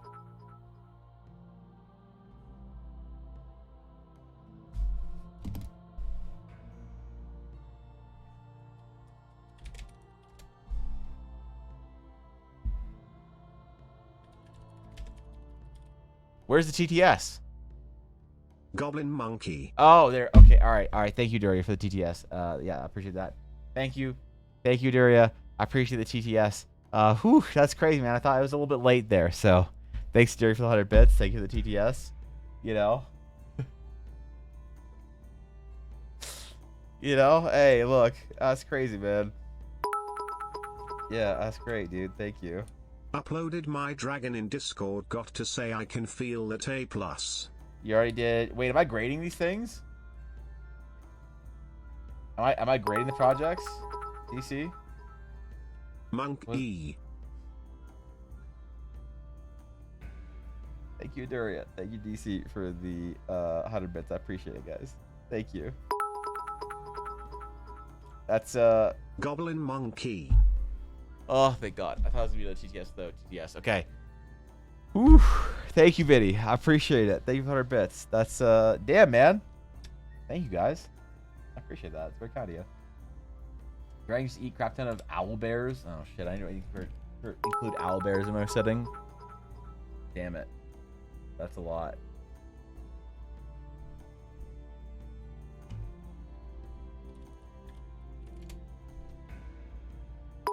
Orangutan. Oh, there. Duria, thank you for 100 bits. Yeah, I can appreciate never that. get the green dragon check, so I just did one myself. You drew a green dragon already? Okay. Okay. We got some early entries for this week's homework. Okay. All right. I'll have to do a review at the break. Okay. There's a lot of reasons that I need to go to Discord today, apparently. If you just took a picture of Trogdor and photoshopped it, I'm going to be disappointed, but also give you top marks for that. So, yeah. I'll respond like I have to do with that son's upload a dragon. Okay, where did I miss something in chat? Oh yeah, okay. Being an artist comes with a praise kink as a package deal. Yeah, I mean, look, it does mean a lot when people say that they like your work, because, you know, artists say that they like make the art for themselves, and that's fine, but like it adds meaning to it and people give a shit, and that's important to Evan, remember. it's not orangutan day. We covered this last week. Today is silence but continually increasing in speed. Okay, fine. I'm sorry. I'm sorry. It was the first thing that came to mind. Okay, it's part of my look. My tweet today. My going live tweet was the tags that I used for stream today. And yeah. So like orangutan is in there. So is dragon orangutan though. You know? Right? So General Kenobi. Ah, it's finally happened. It's finally happened. General Kenobi. It's good to see you. Hello there. That's literally my follower. What about Dragon D's nuts? That's Kenobi. That's literally my follower alert. So, yeah. Thank you, Adaria. Thank you for the obvious inclusion of what I missed out in hashtags. Yeah. Thank you, bro. Dragatang, the greatest beast, a true monster. Do we design a Dragatan? Or is the Dragatan something else completely that I don't want to get into? Yeah.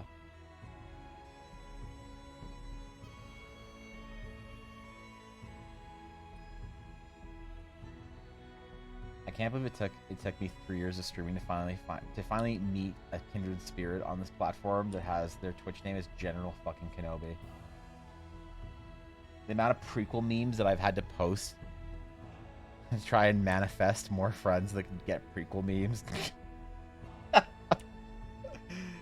This is a special day. We've been blessed. We do not speak of it, for if we create this beast, the world will never know peace again. Is this like the Kraken Bear? Alright, look, thank you for that, bits, DC. I appreciate it. How many bits will it cost to make the Dragatan come to life? Dragatan bits goal. How many bits should it cost for the Dragatan to come to life? Yeah, what do you... Thank you, Edie, for the gifted sub to General Kenobi. Alright, oh shit. Oh shit, the GIF. The GIF. Look at it. It's right there. I've been waiting for this moment. This entire time. Let me replay the alert. Look at it. Look at it. Look at it. Jesus Christ. Thank you, General Kenobi, for the follow. You did not have to do that, though, just because you got bullied into it with a sub. Congratulations, though, now, General Kenobi. Now you are a sub, so... Someone clip it. Did you get your belt? Is that your belt? 11? Yeah, this is an extra 0. What are you talking about? What? Thank you, Edie, for the gifted sub. I appreciate it. And the 100 bits. Thank you.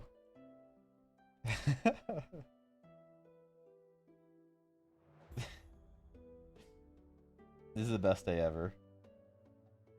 Not because we thought the Dragatan, so. I vote 5. You vote 5 bits.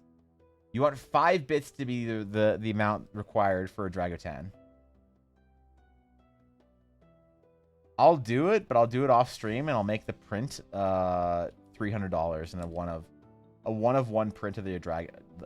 What I'll call it is an IRL NFT. Okay? So it's this new idea. It's crazy. It came from the crypto scene. But what if you make an IRL NFT?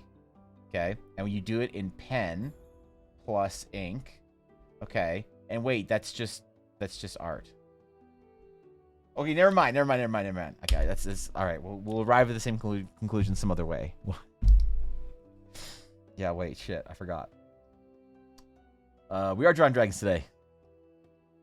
Generally, we are drawing dragons. It is indeed the important project that we have for this week is drawing dragons and figuring out what dragons in my scuffed D&D setting actually look like. What do they do? How do they interact with each other? And apparently what they eat is also a problem we were just discussing.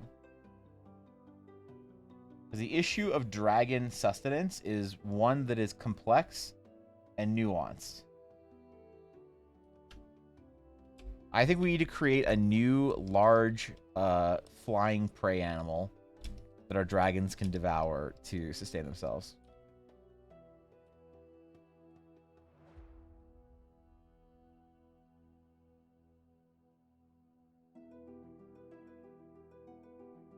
Maybe, I don't know. What can we do? That's way too long. Aren't there literally flying catfish in Eldora for noodling? Sure, but how big should the flying sky catfish be? They feed on rocks? Are there rocks in Eldora? Wait, should there be rocks in Eldora? So kind of have to choose between giant birds and giant catfish that are flying. I kind of feeling catfish. The second non-Trogdor Dream Dragon in Discord. You actually making me? You guys are actually making dragons already? Thank you, Viddy, for that in bits. So I appreciate it. That's very kind of you. My phone's going off so many announcements and bits and such. I'm sorry, Mel. I'm sorry. That's it. No more bits for the rest of the stream. That's it. It's over. You've achieved perfect memedom. Harmony's been achieved. You guys beat the game today. Okay. Takes. Wait, 5 halflings to noodle. They must be huge. That's true, actually. You're not wrong. I think competitive sky catfish noodling should be a sport. Winged buffalo. Wings are great. Roasted with spicy sauce. Yeah. Okay. Yeah. Good point. I don't know why I didn't think of that. What about, hear me out, a donut dragon? Dude, I can't. That'd be too delicious. What am I supposed to do? Just draw donuts on stream? And I can't eat for another, like, 5 hours? There's this new... Okay, there's a donut place that I'm losing sleep over. I'm thinking about it so much. It's like, for the last 3 weeks, my go-to weekend cheat meal. And it's like, there's this farmer's market that opened up. And these donuts are insane. It's like the best donut I've ever had in my entire life, and I can't stop thinking about it, man. I can't stop thinking about it. I just want a donut from there so bad. They have these maple ones that have maple sugar on top. Oh my god. Oh my god. Listen. I'm not gonna break my streak. I'm good. All right. We're on the path to health. I'm not gonna screw it up now. All right. The last year and a half has been strong. I'm not gonna ruin it with donuts on a Thursday, but god damn it, do I want to. Where the clouds are cotton candy, and that's how dragons get their nom-noms. Describe for me, Dogness, the weather pattern that would happen. Just rationalize the cotton candy clouds real quick. Just what is your best? A player asks you. You say, hey guys, the clouds made of cotton candy, and your player says, oh, how does that happen? And they get a natural 20 on their check, and you have to explain it. What do you know? You have to have donut dragons must exist. I'm already getting hungry thinking about it. I would fight it too for the donut. I would fight the dragon for the right to eat it. If it was a donut dragon. What's going on, Stronghold? Good to see you. Welcome, my friend. Place near me that does maple bar donuts with chopped up bacon on it. It's so 2:30 in the morning and I'm hungry. Now I want donuts. Don't blame me. Yo, don't blame me, Edie. What are you talking? Go get, like, I don't know, go get some kangaroo jerky or something. I don't know what the fuck you eat. Go get some... Go eat a... Please don't be the kookaburra. National bird of Australia is, in fact, the laughing kookaburra. Okay. Go catch a kookaburra. Or a kangaroo. Or strange... Or maybe go eat some deep fried death adder. Wait. Some lamington. Yeah, go grab some lamington and snags. Mochi donuts with cinnamon toast crunch topping. Guys, please, I implore you. I am fasting until 5 p.m. Please stop talking about donuts. I will not break. I will not break. I had a great workout this morning. I'm strong. I'm solid, man. I will not crumble under this pressure. I will continue to lose weight and be healthy. Just watch. Just wait. Your temptations will not get to me. Is Australian food just upside down normal food? It can be. But also things that kill you, so. Oh, donut ninjas, it's worth the trouble. Yeah, okay. Fair. Fair. Drink water and desire for sugar disappears. It doesn't. It doesn't. Watch. Watch. Watch. Observe. Observe. Still want a donut. Wait.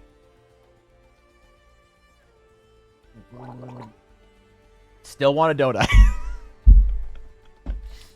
Oh man, I'm on such a low carb diet that it's not a diet. I'm just on such low carbs that I would kill for fucking Guy right fucking now. love Lamingtons. What the If fuck you is a have never Lamington? had one chat, do it between that and Tim Tam's best thing to come out of this country. What is a Lamington? Lamington cake. Lamington cake? What the fuck? Is it covered in coconut? What the fuck? Where do I get this? Just not sending cake squares dipped in velvety chocolate icing sprinkled with desiccated coconut. That's a weird way to say it. They are moist, comfortable, and utterly delicious. Where do I get a Lamington? What the fuck? I want one so bad. Dude, I love coconut. Holy shit. Oh, fuck. I want a Lamington so bad now. I've never had one, but I just want one. All right, what do we got, Donis? Let's see. What do you got? What do we got for lore here? The mana of life forms of dead creatures evaporates during decomposition. Rain lessens the water content with high winds, and mana crystallizes into wisps of energy. Not every cloud is cotton candy, but some are.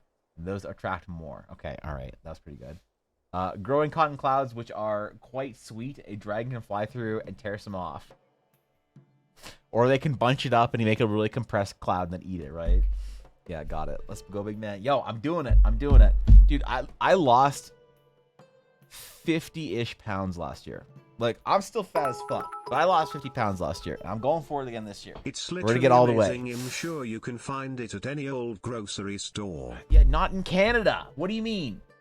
I live in Canada. I don't live in Australia. We don't have, bro, we don't have, like Australian food. I can't get, like, smoked kangaroo and fucking, you know, shrimp and whatever you eat, yeah, and Vegemite or some shit. All right, that's where am I gonna get a Lamington? Hold on, I'm literally gonna look up Lamington cake. Maybe it's in Calgary. Calgary's close by. Yvonne's Delightful Cakes. Does she have Lamington cakes? Let's see. All right, Yvonne. Cake. Vanilla, butterscotch, coconut, chocolate, lemon, carrot, strawberry, Earl Grey, marble, red velvet. Oh, wait, you just get it. Oh, these are custom cakes. This isn't a Lamington cake. Lamingtons are good. Get out of here. When I went to Oz, we went to a bakery that had super good vanilla slice too. You went to Australia? When did you go to Australia, Duria? You tried one? Is it actually good? Desecrated coconut? I said desiccated coconut. Yeah, fuck man. What are you talking about? What do you mean Canada is just cold Australia? Yeah, it all right, fair. We have bears though. We have bears and maple sugar. Okay, we don't have coconuts here, so I can't get Lamingtons. My bad. Thank you 100 bits of Duria. Thank you, DC. I appreciate it. 2018. Why did I not know about this? That sounded like a majestic trip. 50 pounds impresses. Good job. Yeah, thanks, dude. It was rough, but I finally did it. I got a lot more work to do though. I was dealing with a lot of being sick and shit over the winter, so it took me a while to get back into the swing of things. But you know, I'm back at it, back at the gym, back at the healthy eating. But God, do I would commit an atrocity for some sort of carbs right now, like a bowl of spaghetti and a donut. I would do unspeakable they just live in trees things. and sit around being high all day. That's fair. I will say, DC, our bears are a little bit better. All right, that's like on the hierarchy. Your bears are barely above pandas, but they're still above pandas. So at least we have that in common. You know, at least our bears are more useful than fucking pandas. So now a paladin to cleanse those coconuts. Wait, what's wrong with the coconut? You like coconut, Thorkin? Come on, man. Wait, but that's like that. That's the only thing I'm missing. I have the pineapple light. I get. Oh, it doesn't even show up with this camera now. I have the pineapple light. I have the banana light. Like a donut tomorrow? I don't know, dude. I don't know. Fridays are our lax days where we have something every week that we like. It's actually like, you know, good. I don't know if I want to spend it on a donut. I probably do. Should I do a chat poll every week where chat picks my cheat meal? That'd be the most Twitch streamer thing I've ever done. Yeah, chat picks my cheat meal. Yeah, there it is. Maybe yell it. Coconut's awful. You don't like it, Mel? That's too bad. I think coconut's delicious. One of my favorite things. You have something for me? Is it? Wait, what is it, Kenobi?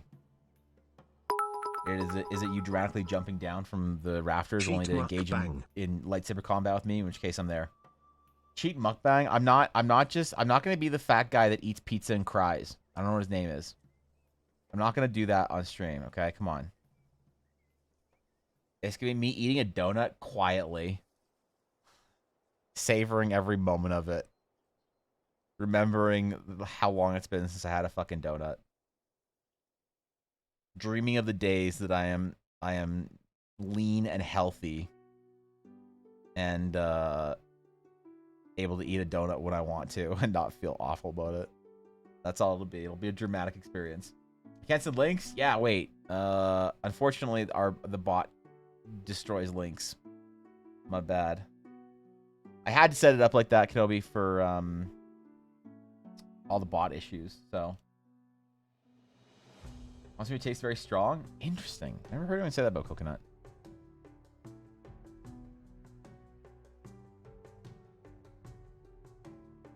We need to have big dinner tonight, Ella. I'm too hungry now.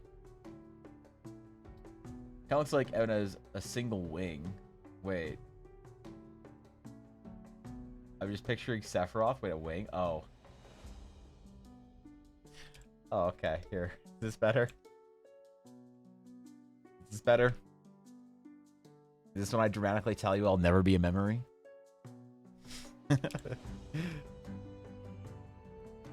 Got it. Got it. Sorry, I forgot. My bad.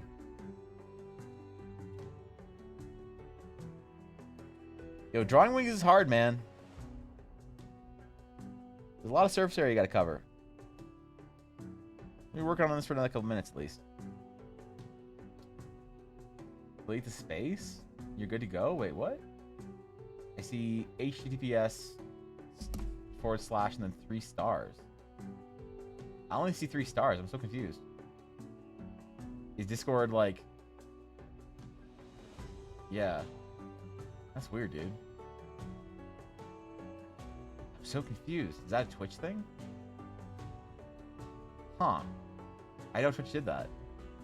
Gotta sing a song with it. Sephiroth. I'm not singing One Winged Angel.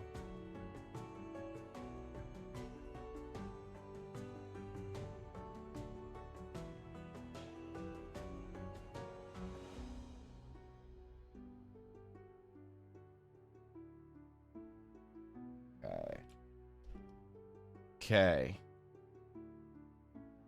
We're almost there. I need to make sure that I have sort of the same consistent like scaling like I did through the body up the wing.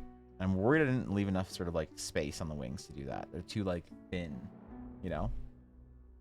We change stream music to Quiet One Winged Angel for a bit then. No, I don't want to get DMCA'd by Square Enix. Okay. There's one thing you don't want to mess around with. It's not even American music labels. It's Japanese game music.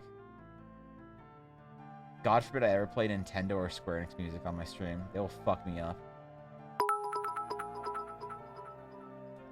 Estuance interius ira viamenti estuance interius ira viamenti Sephiroth. Sephiroth. I think that's okay. I don't think that's DMCA-able. So, yeah. Thank you, Viddy.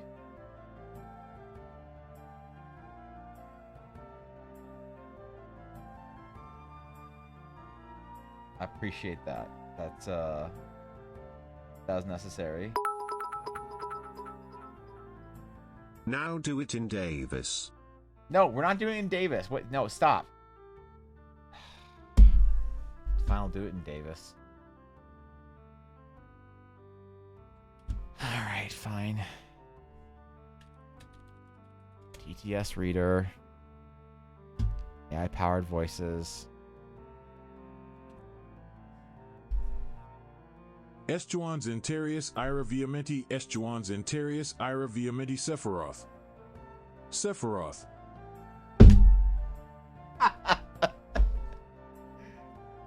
Okay. Is that... Look. Is that what you wanted? Is that what you wanted? Yeah. I'm so... Yeah, I don't know, man. It's re-DMCA-able. Some lyrics instead? Wait, for what? I'm so confused. Sounds like if a Microsoft Paperclip was singing the song. Yeah, but better. Because the Paperclip is a trusted ally and companion. And if Square Enix just went with that from the beginning, well, I'm not saying the movie would have done better. I'm not saying it would have done better. I'm just implying it heavily.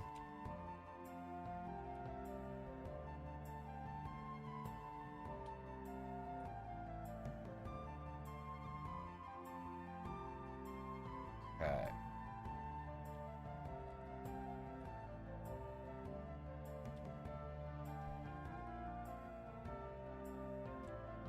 Are these too thin? Do the wings look too... I'm concerned. I don't know if it's an issue. It looks a little thin. A little spidery, a little spindly.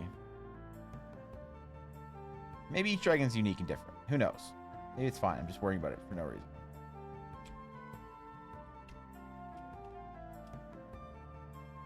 As long as it looks decent or correct with the entire wing, that's probably fine.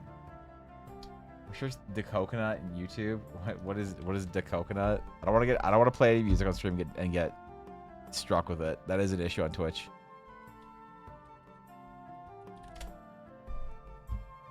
The coconut song? What the fuck is this shit? You vary the coconut as a giant nut. If you eat too much, you'll get very... Wait, what? Okay. Okay, I know what this is. This is like ancient. 12 years old? That is, dude, that is an ancient internet meme. I am impressed. What the fuck? That's so impressive. You never need help. You always clogged up a huge part of the screen, and it's like if you need help. Yeah, I think I'm surprised no one's done a VTuber. Wait, paperclip VTuber. Wait, has somebody done that? Paperclip VTuber.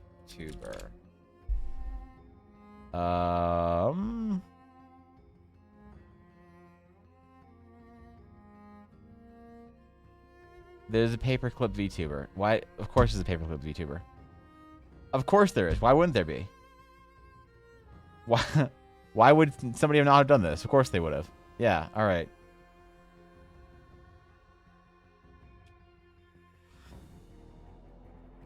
I don't know why I was surprised, you know? It's worth it, trust me. I know the song. I know the song. I don't want to play shit on stream and get like snapped over it if it's music. But that is an ancient meme on the internet, and I'm impressed, Kenobi. I'm impressed. If they're VTubing an endless paperclip and they aren't just giving crummy advice their whole stream, why even bother?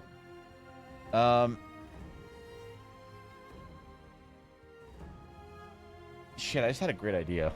No, it's a bad idea. No, Evan. Use your powers of art for good, not evil.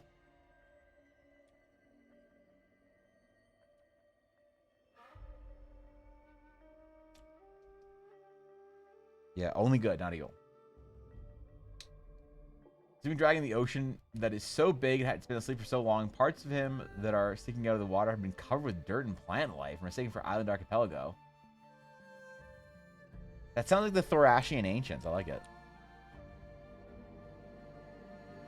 Yeah, I dig it, dude.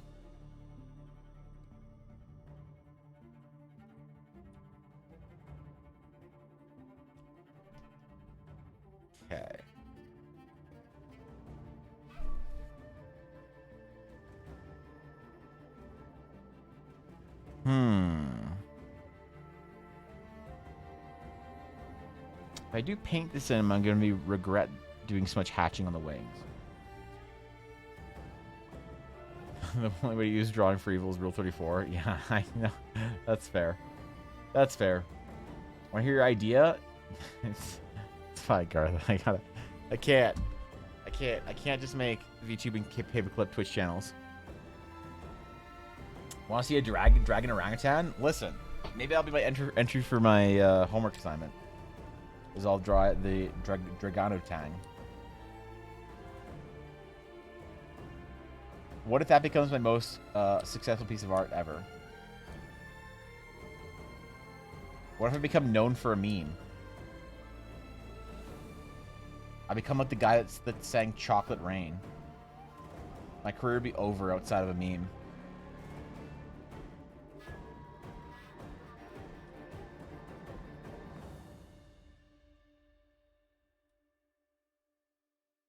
Yeah, how am I supposed to like, you know, function after that?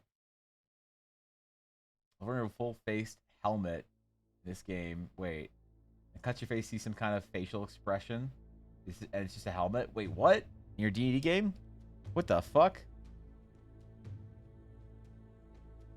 That's fucked up, man. I like it. You guy who's known for drawing D&D items? That's true. That was so tragic. I can't post D&D items on Twitter anymore. What an awful thing to be known for.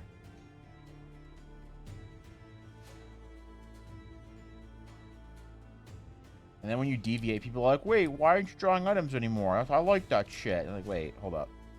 What are you talking about?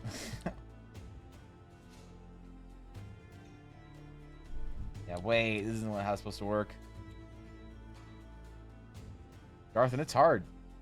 You understand. Being an artist is rough.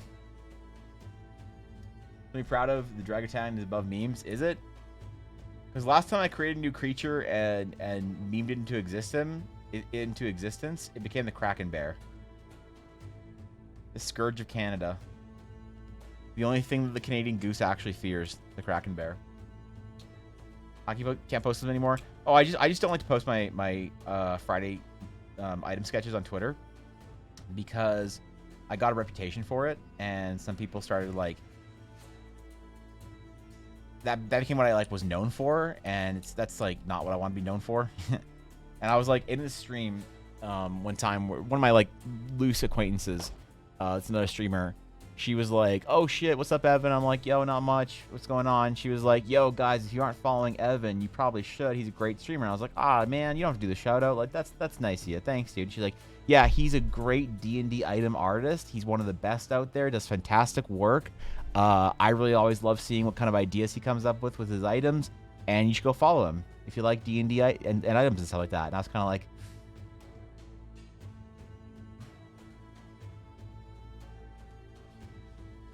okay, I guess we're not posting D&D items anymore, you know?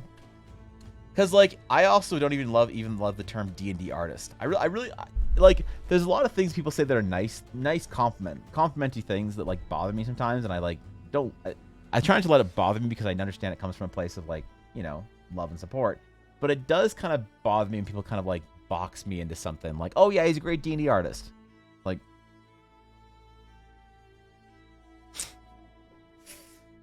I guess I do my art for my D&D game, but it's not like I want to be known as a D&D artist, you know, or anything that like it's like a limitation that is kind of weird, you know, that I don't love. But I get it. Like I understand it. It's just I don't love, like I don't refer to myself as, oh, I'm a D&D artist. I say I'm a digital painter. You know, I do a lot of fantasy art. I do a lot of art for my D&D game.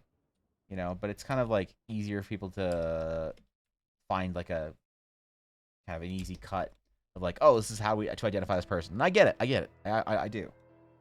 But it is like, it's not like I'm mad that that's the way people refer to me. It's like just interesting that it's a oh, I need to do more versatile or more varied things because people have thought of me as just being this now. So, you know, friendship over? No. She's very nice.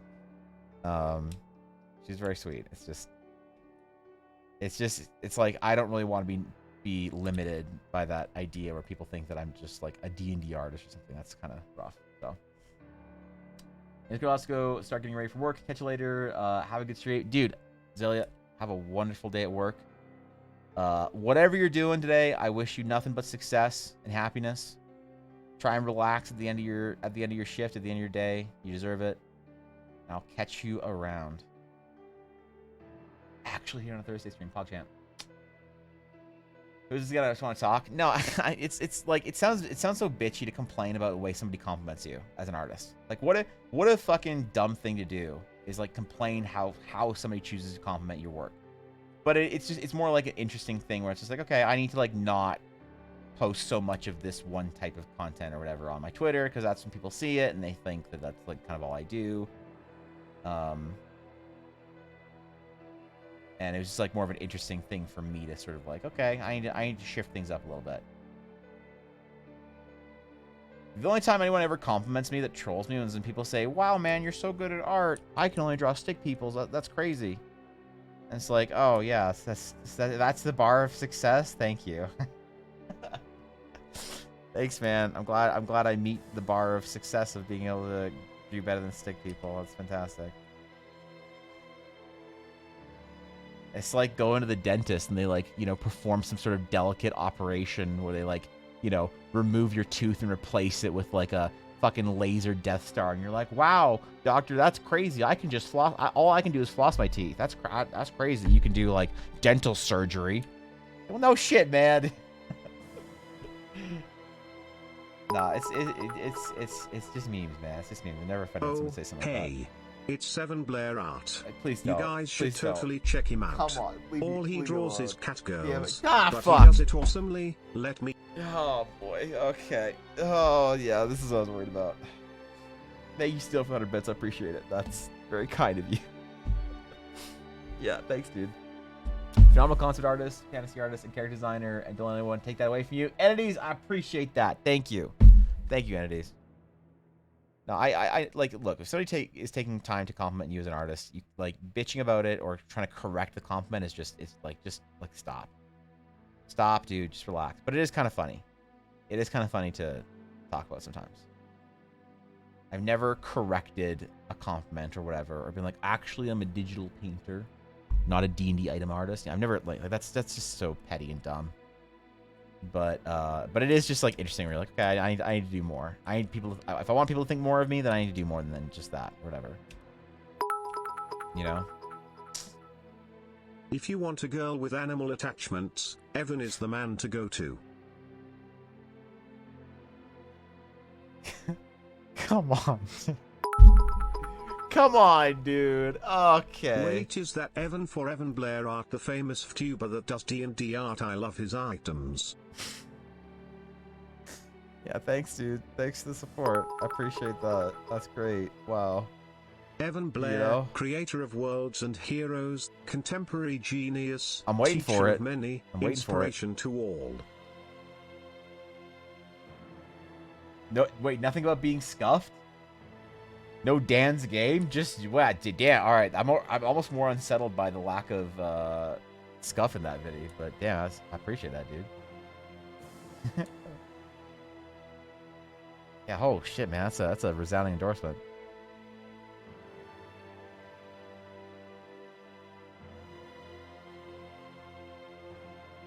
Of course, a lot of people also don't understand what the fuck I do. It's really difficult to explain what I do to boomers. Like, people in my parents' generation do not get it. So I always just say I do art for video games. They're like, oh, what do you do? I'm like, oh, I'm a digital painter. Oh, that's neat. So what do you paint? I do, like, video gaming art, kind of stuff, that kind of stuff. Like, Gas-powered oh, cool. stick. Okay, dude. All right, relax. Relax.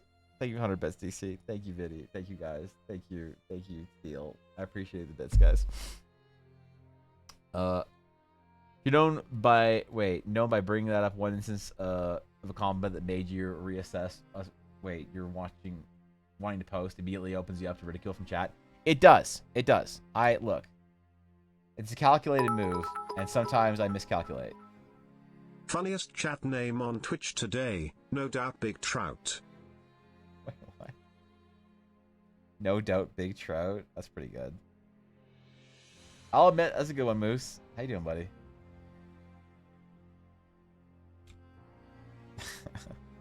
That's pretty good. I'll admit.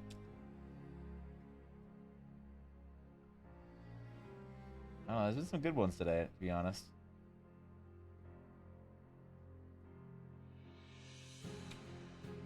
All right, the wing is shaping up. The other wing's gonna be super fast compared to this one. We can actually finish this dragon off by the end of the stream. So, I would never. Come on. To attempt to physically harm my subs, please. Please. My subs are like family. Alright? Until they unsub. And then they're more realistically like family. Distant and dead to me. That's a joke. Relax. It's a joke. It's a joke. We're chill, man. Chill. I'm sorry, Mom. Look. Fuck. Shit. Somebody in my family's watching my stream right now and I'm upset about that. It's a joke, man. Holy shit. I got a new nephew. Do you're like family too. Now put cat ears on the dragon. No, I'm not putting cat ears on the dragon. We already went through this yesterday, alright? We went through we went through the whole chart and everything. You're a shirt from Steph today? You're unstoppable now? Dude, I still need to buy my A Solid 7 merch. I was gonna do that when I got my Twitch check for this month, but I kind of forgot. Wait, have we gotten paid yet this month on Twitch? Fellow streamers, have we gotten paid yet? I don't actually know if Twitch has paid me yet this month. If they have, I need to go buy my Steph merch. So, it's bad. If you wear a hoodie, you're gonna have the best drip.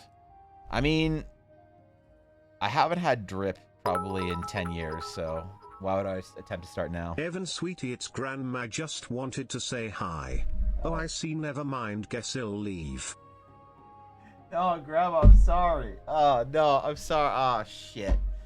Oh, man. God, everybody watches my stream. My dad watches my stream. My mom watches my stream. My brother watches my stream. My mother-in-law watches my stream. My aunt watches my stream. My cousin watches my stream. And all of them were told that if I see them post in my chat once, they're permabanned. That's fair. That's fair to tell your family when you're a Twitch streamer, you know? For all I know, you know, like, somebody could be posing as an average D&D playing Twitch chatter, but it's actually someone I'm related to. I would never know.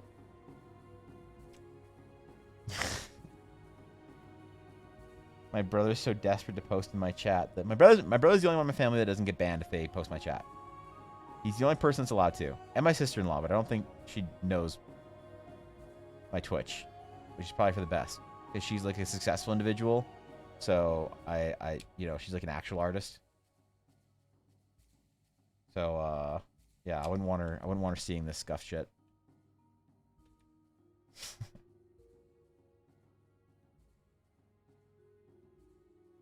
Yo, I had to make an account for my nephew though. He's like what, 4 months old now? I gotta get that Twitch Prime, right? And you like to draw cat girls? I think they know I like to draw a lot of things. I don't know how they explain it to their friends. I love hearing when one of my parents tries to explain what I do for a living to like somebody in their like age group. Yeah, so I told the guy the other day that my son, he said his son is an artist, and I said, oh, that's awesome. My son's an artist too, and they didn't know what they're like. Oh, what kind of art does he do? And I told him that you do like Lord of the Rings art, and I'm like, okay, that's pretty good. That's pretty good, Pretty good, Mom. Whatever. Hey, look, D&D, Lord of the Rings. It's all, we're all good. Hey, there you are. My parents are very supportive of me, though. I'm very lucky to have. My parents always knew I was gonna be an artist. I think they like to think that they're supportive, but I think they just gave up early. Because like I was the second child, right? And the first child, his dream was to be an astronaut or an engineer or something like that, and he did it. He's an engineer. And there's like, okay, the first one's good. The second one, what does he want to do? He wants to be an artist. All right, whatever. Just buy him some crayons. Oh, he's eating the crayons again. God damn it. Okay. It's fine. We've got one of our kids figured it out. The other one, we're just going to try and make him comfortable. He's going to go be an artist. God damn it. Okay. Maybe that's what it was. Post a shirt I can. I'm eager for it. Does Ella look at her Discord messages? Ella does not often look at her Discord messages. No, she is more sporadic about it. Since she decided to start streaming more, I think she said that she was going to be more active in her Discord, but she does not open her Discord all too often. Or have it, like, up or something. I can encourage her to check her Discord, though, if you need something. I did not make a WoW account for my nephew yet. No, I should, though.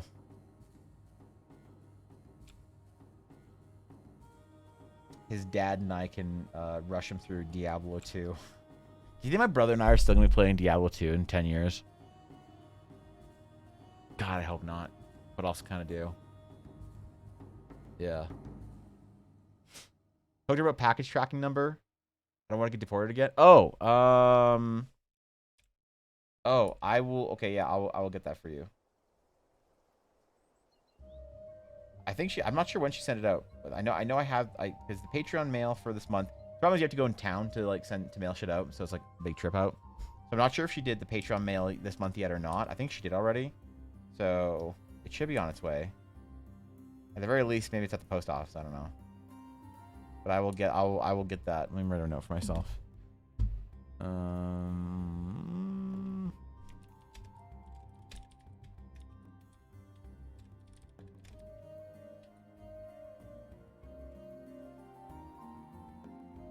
Okay. Cool. Cool. Oh, no one to keep an eye out because rainy season. Oh shit. They just leave packages out in the rain, really? Fred's happy that they can let the second kid do whatever as long as they can brag about the first one. Exactly. My brother's the successful one, so you know. He's like an engineer. He's married to a PhD. And I draw dragons. Figured out it isn't always cool sometimes. There are too many expectations, even though all you want in life is a pet cat. Yeah, that'd be nice. I would die of allergies.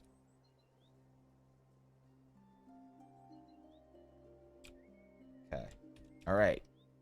This is looking good, man. I wanna like give the wings some texture to it, which we might have to do in the painting phase. I've not done Patreon this month because of holidays. When I went to the post office, it was closed. Are you doing later today? Oh, okay. Wait, is it Thursday? I thought you go on usually on Fridays. I mean, if you're going today, cool.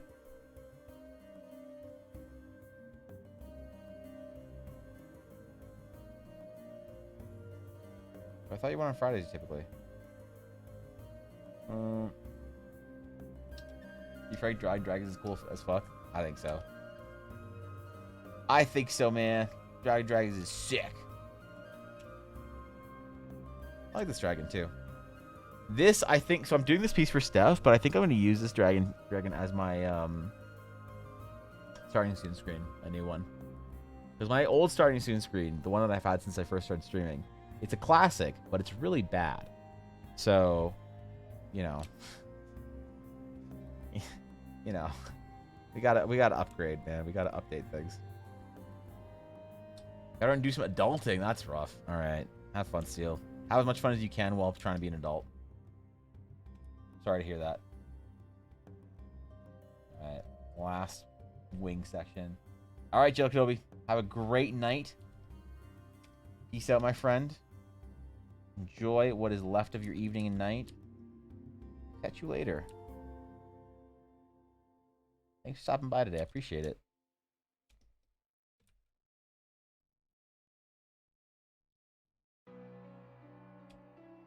Okay.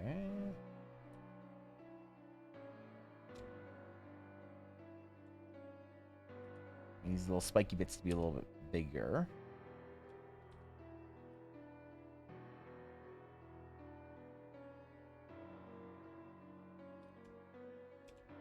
mean, delete our undersketch. The undersketch deletion is probably the most satisfying part of these drawings.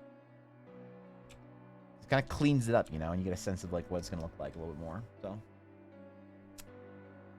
decorating a pavilion for a celebration of life. Gotta go grab items for it. If you guys are still post a picture of the pavilion decorating when it's done. I mean, I'm curious and intrigued, if nothing else. Good luck.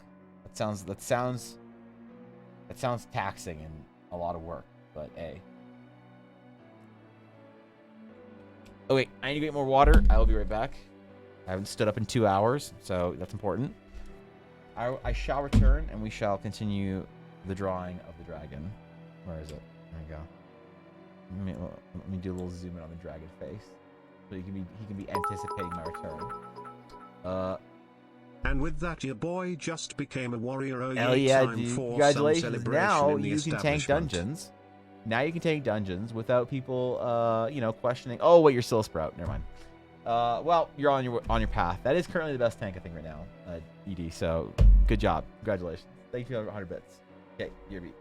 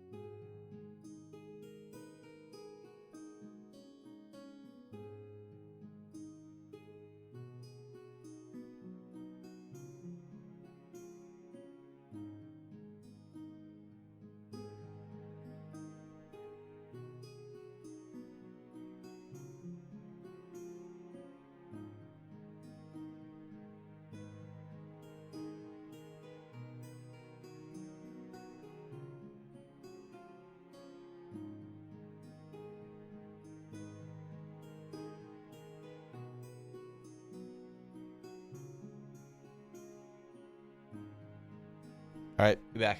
Returned. It's time. Time. Oh shit, Cobalt's here. Cobalt's never here.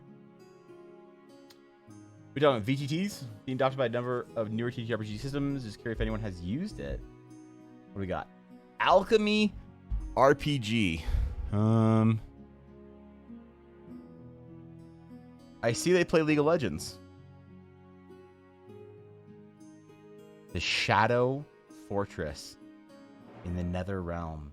Oh, shit. Join us on Discord or launch Alchemy VTT. Launch. Sign in. Sign up. What's new? 15 plus active private games right now. There are 15 groups of absolute loser degenerate nerds playing a TTRPG at 12:16 in the afternoon NA time. What a bunch of nerds. Go get some jobs. Holy shit. What are you talking about, man? This is good. This is cool. I like it. I like a lot about what I'm seeing here. You get a little side panel. Look at that UX design. UX, UI. More home content universes. Oh shit. Sign to view your universes. Alright, well, calm down. Let's not get ahead of ourselves. Let's get to know each other first. Go for some drinks.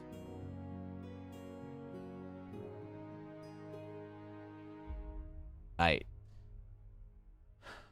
They don't do animated spells, none of VTT. Wait, which one? Which one? It's time for the dive? Yeah, wait, what was I supposed to check out? What was I supposed to look at? Our dragons? Alright. Alright. What do we got?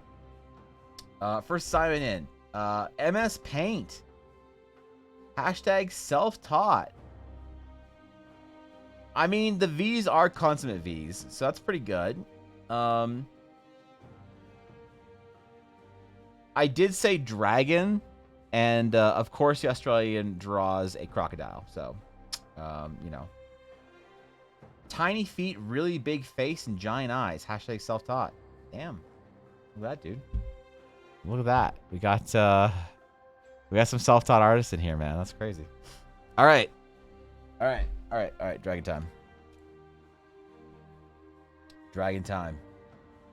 Foundry has way more options and customizability, but Alchemy is a nice visual appeal. I want to use Foundry for my next game coming up here. Problem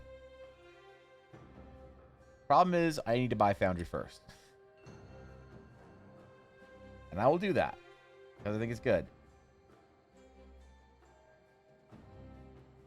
Eventually, okay? Relax, eventually. I know there's a bunch of different options for VTTs, but I thought that a lot of them died out. Like Astral Tabletop was one that I thought died out, but apparently it's still around. The one that I don't ever know about, because no one actually plays with it, is Fantasy Grounds. I've never actually met somebody who's used Fantasy Grounds before. Right? After a great academy start of people learning? Yeah, exactly. It's a before and after thing there, Guapo, you know? Warm-up project versus week 8. You play Fantasy Grounds. So what is it? It's like a game client you have to launch in Steam or something, right? Is it like a 3D tabletop board, or is it good? So I never hear any advertising for it. I never hear anyone talking about it. Fantasy Grounds just seems to fade into the background a lot. But oh, it is? Oh shit. You just download it on Steam and get after it?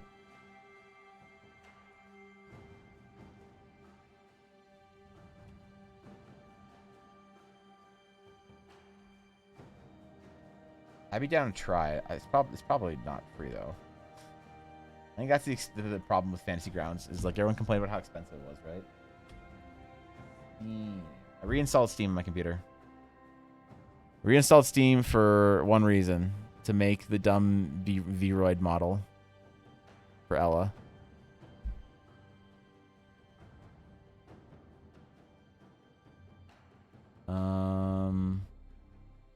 and also played Jurassic fucking Park. Thanks, Cobalt. That was after I reinstalled it, though. Fantasy Grounds. Not Final Fantasy. Fantasy Grounds Unity. All right, what do we got? Okay, what's my second class archery? Mixed. To go machinist. Yeah. Yeah, if you want to go machinist, go archer. Wait. No, the machinist, I don't think machinist requires archer. Does it? I'm not entirely sure, but I don't think the machinist requires archer. I could be wrong. A little bit clunky as a player, 2D tabletop, decent, you can do a billion macros if you want to.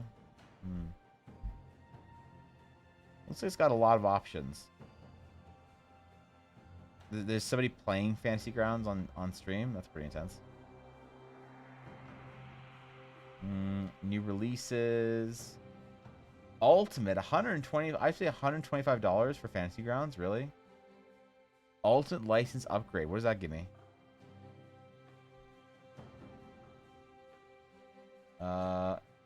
Ultimate upgrade contains all the same content as the standard version of Fantasy Grounds Unity, but allows you to host games for players that require those players to own a license of their own for Fantasy Grounds Unity. So you have to own this, basically, if you're running a game. Got it. You're not going to convince your players to buy some Fantasy Grounds shit. This DLC will create a new license key that you can use to unlock the ultimate version, update your license key, and run an update to complete your upgrade. So wait, you have to buy the regular plus, so it's not $125. So it's $170 to buy Fantasy Grounds.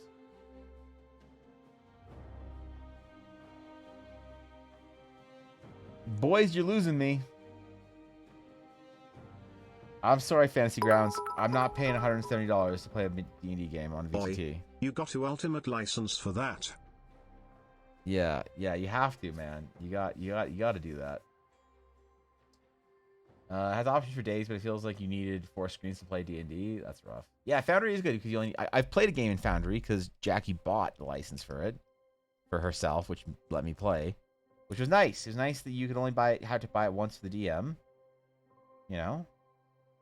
Although I do see a problem in the business model that most people are going to be players instead of DMs, and so you'd want a way to like figure out how to monetize more, but it doesn't feel like at that price point that's the way to do it. Maybe it is. I don't know.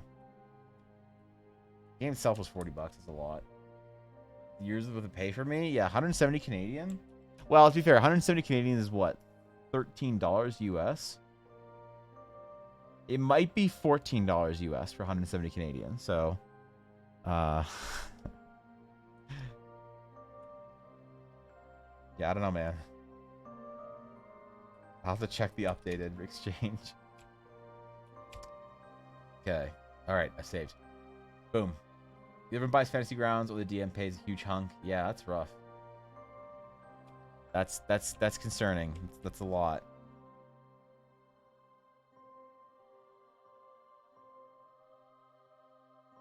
I wonder how I finessed the Foundry devs into giving me a key, because I'm a big famous streamer.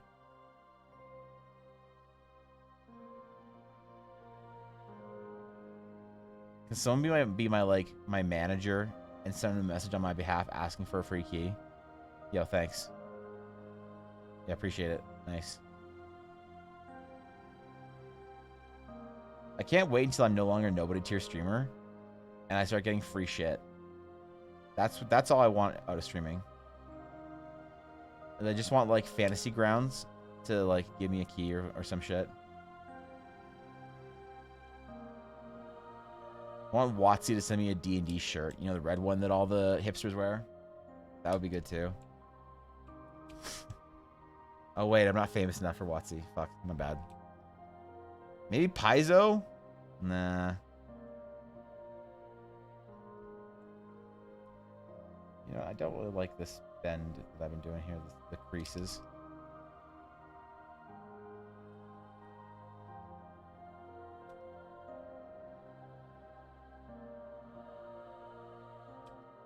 Try removing a little bit of detail here.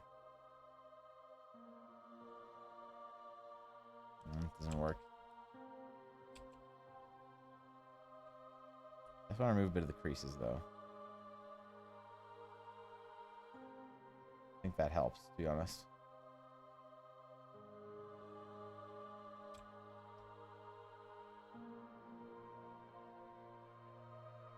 Okay. That's not bad.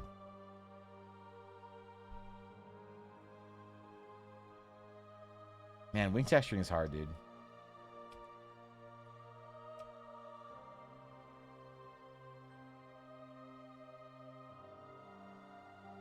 Also, finding a consistent hatching pattern for the wings is like actually more difficult than it looks, I think. Consistency in hatching is like difficult to begin with, but for something as big as this,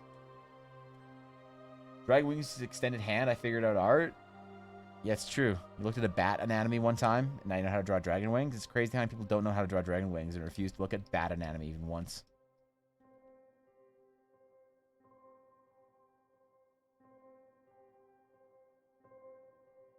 This is why you should never reference other art.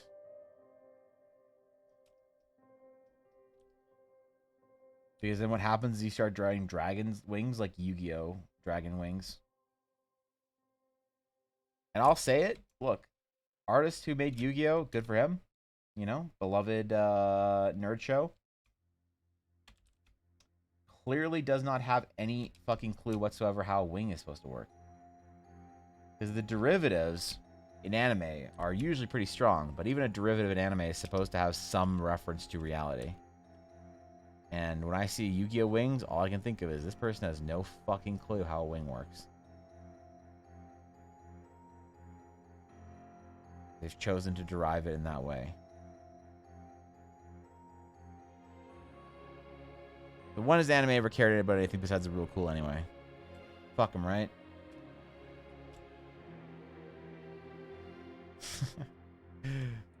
Sounds like some L nerd shit to worry about how a wing actually works.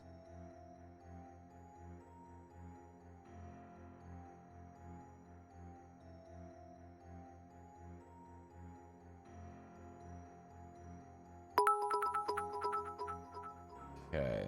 They acknowledged this in later editions of Yu-Gi-Oh! And now they have jet engines strapped to them instead.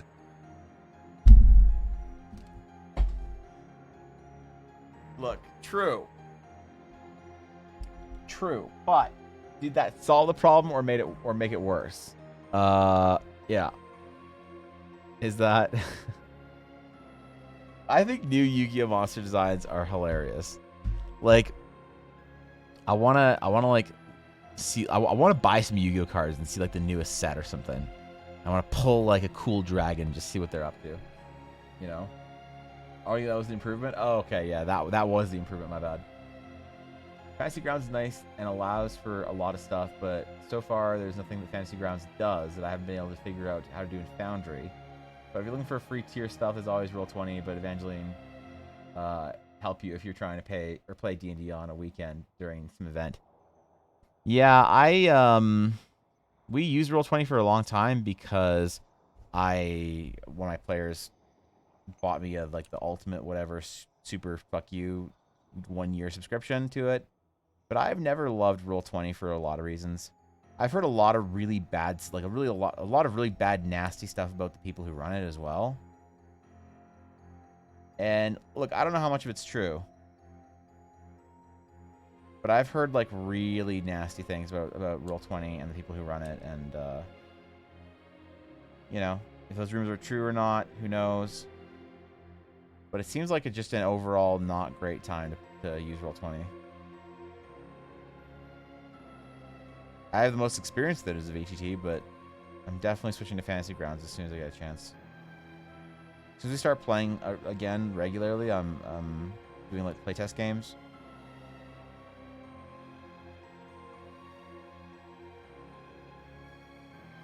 So I suppose I just need to like buy Fantasy Grounds and just get it over with, right? Or Foundry, sorry. I kept meaning Foundry.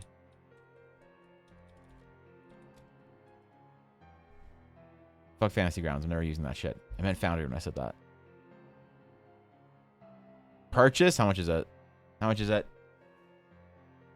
50 USD. I can do that. I can do that. Log in.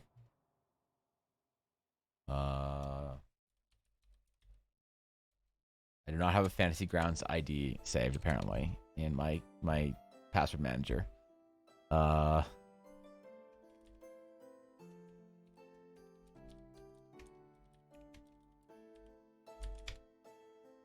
Doesn't work. Okay, yeah. Invalid login credentials. Okay, I gotta like actually go through and properly probably reset my password and stuff for this. Founder's worth it. By far the leading VGT for anything you want to do. Has learning curve, but once you get that down, does anything basically, and tons of add-ons. Yeah, I really, oh man, okay. I really want to find this like add-on section or whatever in Foundry. Web demo. Join game section. Select user. Game master. Join game session. Provide invalid password for game master. Oh, fuck this shit. Fuck this shit. Well, I could just do a quick web demo. Piece of shit. Alright, whatever. I'm not mad about it. The Bard playing Fly Me to the Moon? Wait, on where? They do some other pay features. People make add-ons and asset packs you have to pay for as well, but those are tons. There are tons of free ones. Maybe I should put my Patreon tokens on Fantasy Foundry as a paid asset. I wonder if they would sell. If they did do well on Foundry, I would continue to make my token packs. 100%. You could? Yeah, maybe. I wonder what their agreement is. People running Roll20 are just running it like normal business to make money, minimal work to get most cash. They partner with DTRPG, which keep a lot of users integrated in their environment simply for ease of use with their tools and system. Interesting. Huh. Yeah, I don't know. I've heard real I've heard way like real bad stuff about people that run Roll20. Like stuff I don't want to say on stream just in case it's like not wrong or not correct, but like real bad stuff about people like from inside industry shit from people that like go to Gen Con and like meet with people and talk and whatever. And could be rumors, could be speculation, you know. I'd hate to talk poorly of a reputation that isn't, you know, deserved, but there is just that issue of rumors and stuff. And I don't know, man.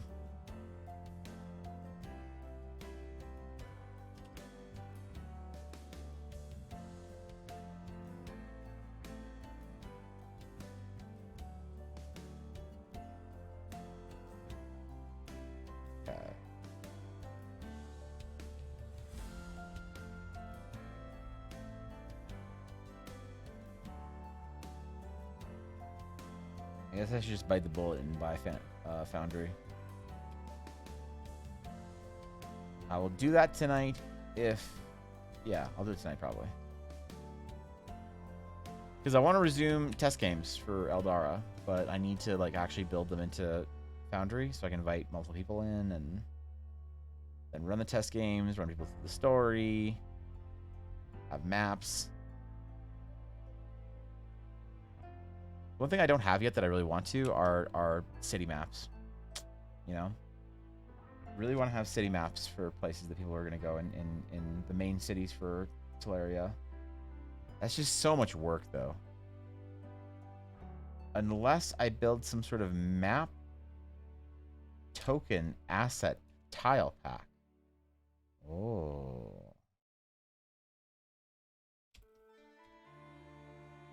I could.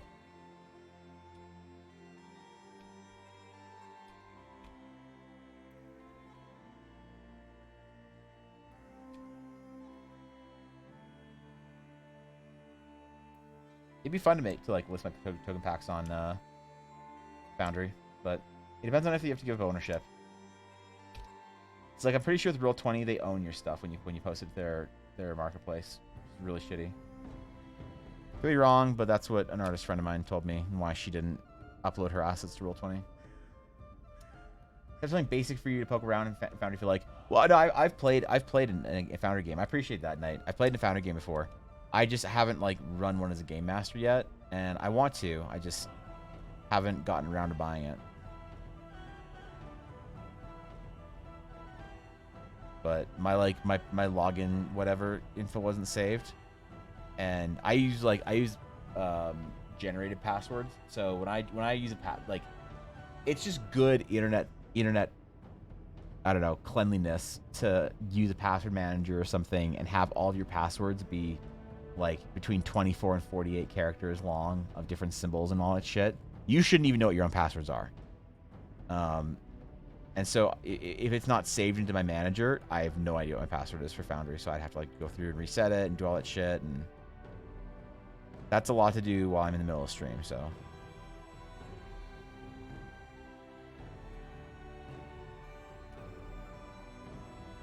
I will definitely get in there though. 100%. I like the Dargon. Good job. Thanks, man. Thanks, bro. I'm surprised you like it, even though it wasn't an Orangudargan. Or Dargatan? I think Dargatan's pretty good, actually. I like that one. City Master City artwork is one of my favorite things, so long as, for so long to do. Oh, but brings me joy. Okay, I see. Yeah, I mean, I feel like I gotta find, Guapo, a way to sort of like build city maps that look sort of like up to standard. I can't just do like boxes on you know, I have to like paint them out in some ways, but that is a lot of work to do for different cities, and I don't know if I really want to do that. I haven't found a good way to do city maps yet. Like, do I just do a picture of the city and then the map is like just like icons that you can click on? I love like how vendors work in Foundry, where you can like preload sort of like items and shopping stuff and whatever onto them. Why are scales so hard? About to scrape his entire dragon because I hate scales. Don't draw over scale. Check it out. Look at the scaling pattern on him. You draw where the shadow is going to pick up the light most of the time, and you loosely imply a texture, and you don't draw every single scale. When you draw every single scale, you get awful like starting soon screen artwork like I have. Not try and draw every scale. It ain't worth. You can give you Game Master access to play with it. Oh shit, you can do that? I had no idea. Ooh, so you could have like, wait, when would you ever need to give somebody else Game Master access? What's a use case for that? Co-DMing something? Clearly, Dragatan is superior, but normal dragon is needed as well. Would the Dragatan still be hairy or what? That's my question.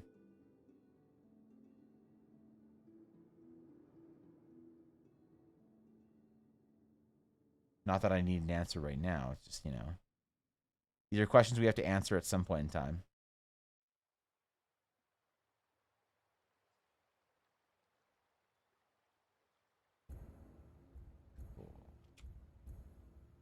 Starting to get our lighting looking a little bit more correct, a little bit crisper.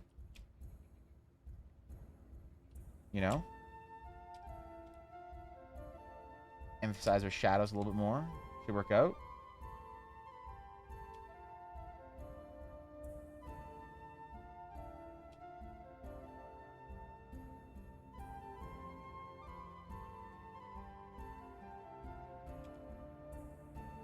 That's better.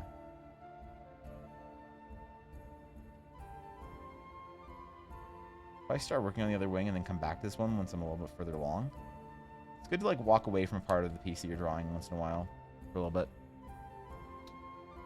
The best things I learned from Evan is only putting texture details in small areas and apply it in others just to save me so much stress. It's yeah, it's way easier when you're like putting enough to imply the texture so that people's brains kind of like fill in the blanks, and then you don't have to texture the entire thing.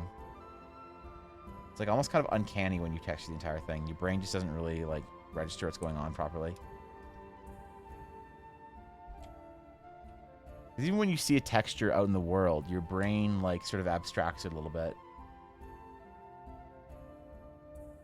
So drawing and painting is more about what does the brain actually see, what details are important for the brain to make sense of it, and not what are the details that are all correctly there. So a lot of times 3D modeled stuff doesn't look realistic. even though it's supposed to be like realistically made, you know? Co-DM, main DM, multiple reasons. Okay. Like home to set up one so you can mess around if you like. I appreciate that, Night. I will probably own it by tonight, so you don't have to go through the trouble for that. I am just gonna buy it straight out because I need to. You know, eventually. I decided that I'm gonna go to Foundry anyway. I just need to bite the bullet and get it. So no biggie. I can do that. It's worth it probably. I enjoyed when I played a game in it. I enjoyed like the way you could do proximity music and sounds and whatever. I liked setting up games in Foundry a lot more than any other system. To be fair, I've only tried Roll20, Astral, and a couple of others. I never played Fantasy Grounds.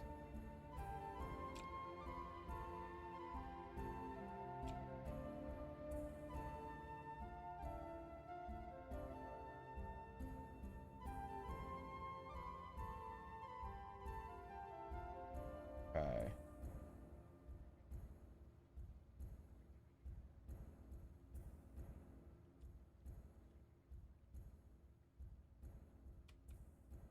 Kind of looks decent. Not sure we're gonna do it on every Dragon Wing, but I don't mind the texturing.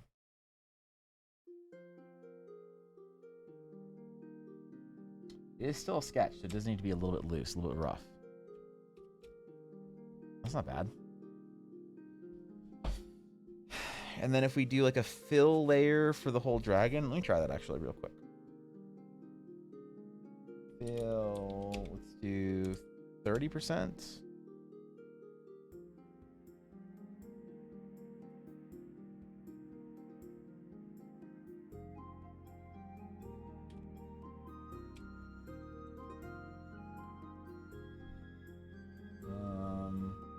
Let's see if this looks good.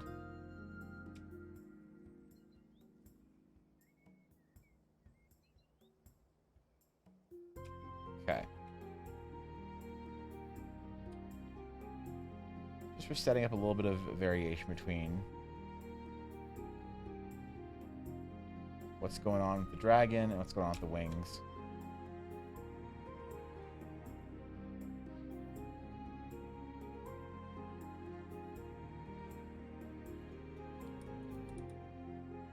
We'll obviously be doing the scales and put all the things in different colors, different lightness, but we're just going to make a real quick selection to differentiate the wings from the rest of the body.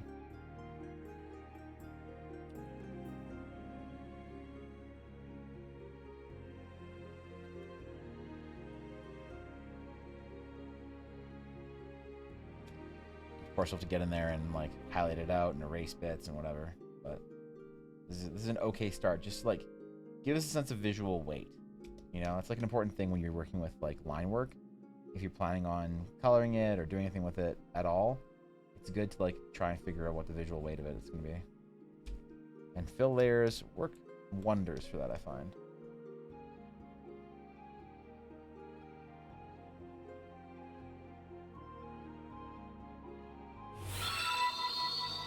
So let's see. See if we like it. Yo, Morgoth Mel, thank you for the follow. Appreciate it. Welcome in. Good to have you. Honored, even.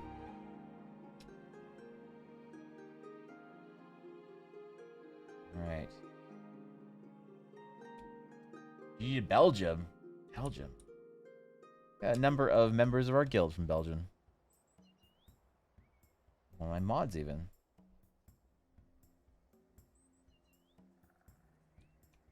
Well, then, good evening in that case. Okay.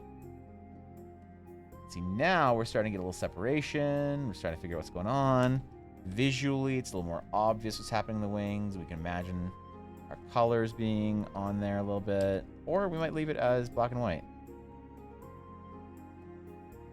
Some things look better as sketches than they do painted in. I do want to paint this in because I really want to use this as my starting soon screen eventually.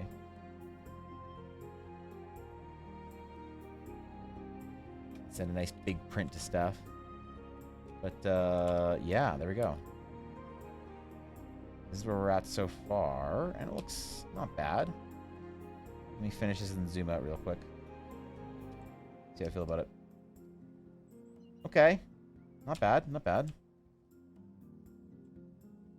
Oh, whoops. I forgot the tail. No big deal. Forgot the tail. It's fine. It's fine. It's fine. It's fine. Okay. Hey. We got in there. Hey, there we go. All right. All right. Doing better. He's trying. You know? He's trying. Does I not speak English? I use Google Translate to speak? Oh, shit. That's pretty legendary then.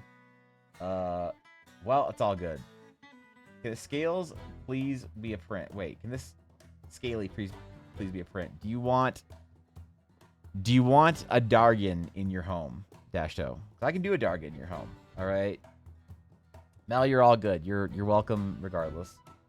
But do you want it in color, or do you want the black and white sketch print? Do you want it to look like some ancient print, or some ancient, like, you know, scrolled up parchment from some forgotten library, or what? Yes? Okay, all right, got it. What's up in Bluff? What you got? Let me see. I'm excited.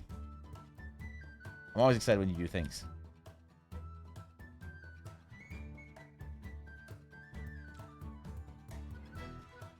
Okay. And of course, our fill layers are nice because we can darken them if we want. Like how nice that is. At, ooh, 60%.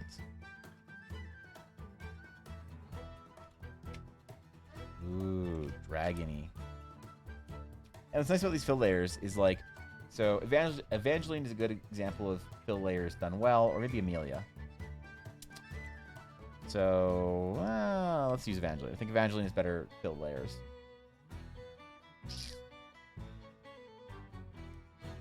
Yeah. So, yeah, there's like a carving out of information on the fill layers as well. Like sort of reverse hatching, like in her hair. So you can do that same type of thing. I didn't do a worm sketch today. But like highlighting out, you know, musculature,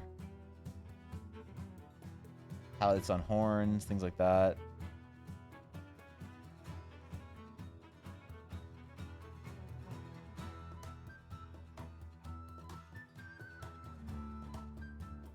You know, and then it begins to paint a picture of lighting on piece.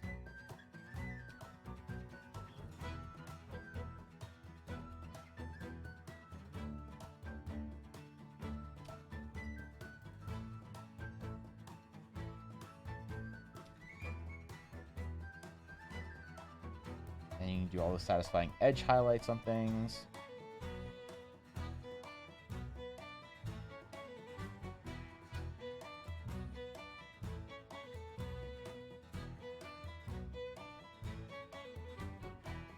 There you go.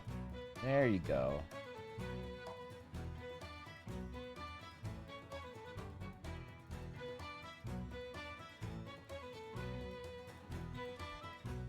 Yeah, so that's pretty cool, the way these fill layers work. I don't know. I didn't really ever find a good example of like this kind of stuff in the Diablo art or whatever. I just kind of finagled it until it sort of started to work, and I think it looks good.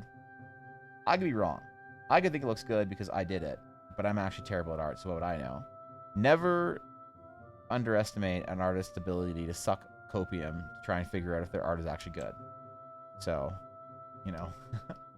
It's in fan art? Oh, Jesus. Okay. All right, I'm ready. I'm ready. Oh, shit. Wait, hold on. Dragon Merman Hybrid? This is the first thing I've drawn in 9 years. We're out of time, but we'll still continue playing the idea. What do you mean you ran out of time? You have until Tuesday. Ran out of time. I like it. That's Pog. All right, fan art.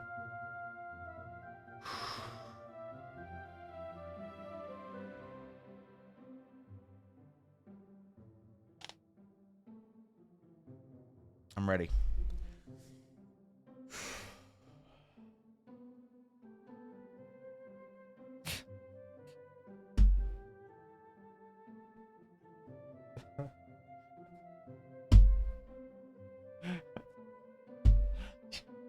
You draw Ella as the Dark Lord with Voldemort's wand while I'm offering her Yuna, and Twitch chat is creepily watching through the screen with the big fucking eyes and a hand stuck to the window is...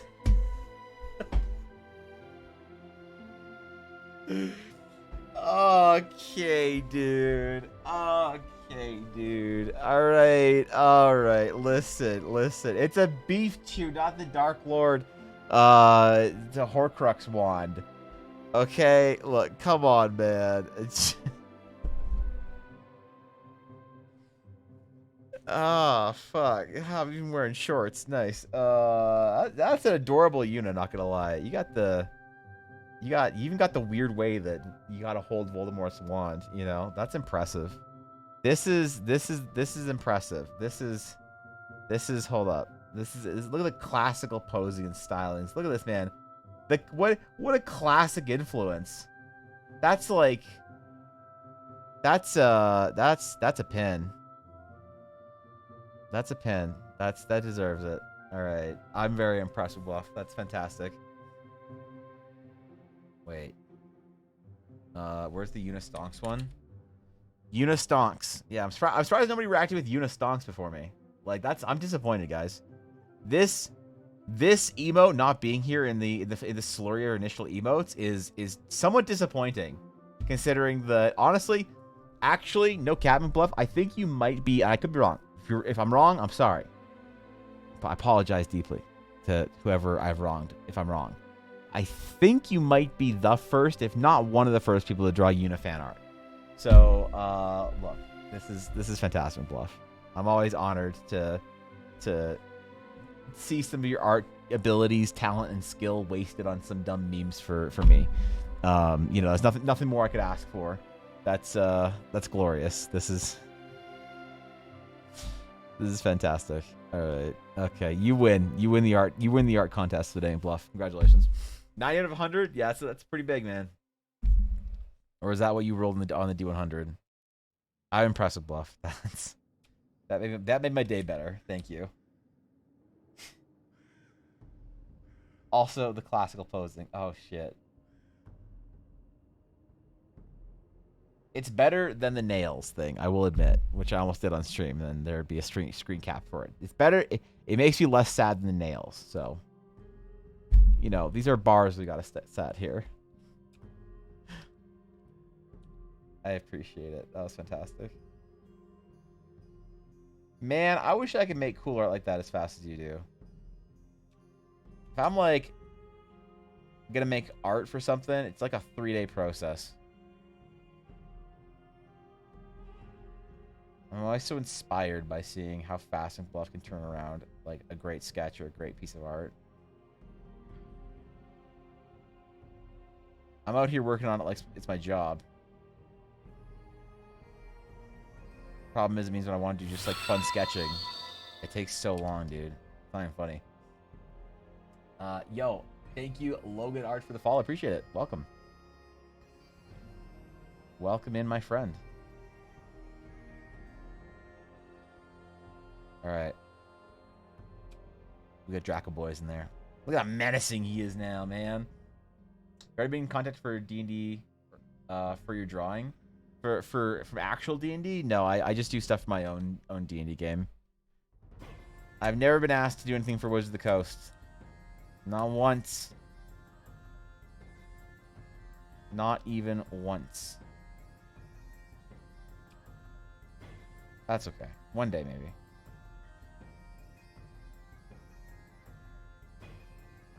I'm building my own world right now, so I'm busy with that, Wizards. I can't even work on your D&D project anyway.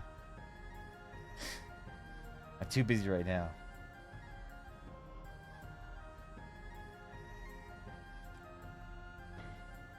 And we can do some highlights on the scales as well, but I want to keep drawing the actual form of the dragon, so we're gonna put that on hold for a minute. There's a different brown in here at some point in time that I had to just go over with our desaturated brown. One of these days I'll figure out what inspires McBluff. Why every once in a while a meme is just like a calling for her, but...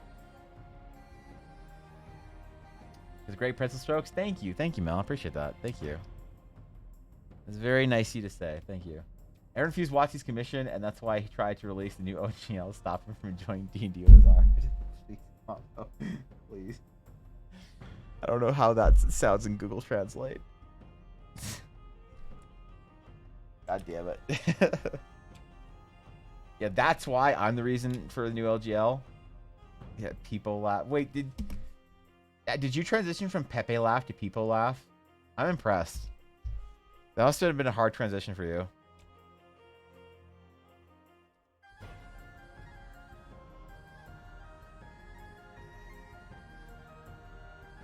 One does not simply change the Pepe laugh emote they use. This is a choice.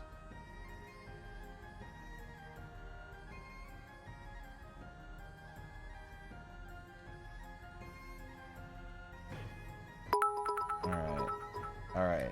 We're getting the next Evan, one done. If you are going to be successful, we have to start building the mythic narrative now. Okay. Not that I'd know these things, Kappa.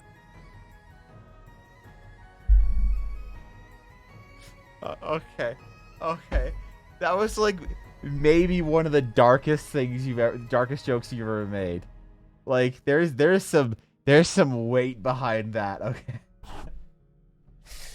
Okay. All right. Yeah, we're gonna call it stream building. That's what our work is gonna be called. Stream building. You know that. Okay. All right, Goffle. Yeah. Thanks for the input. Yeah, you're right. We gotta create the narrative now. Sorry, my bad. You are the expert after all, so I'm not gonna question you. I would never. Remember, I take my hat off and scratch my head without having awful hat hair. Nope, I still have awful hat hair, even though it's shorter.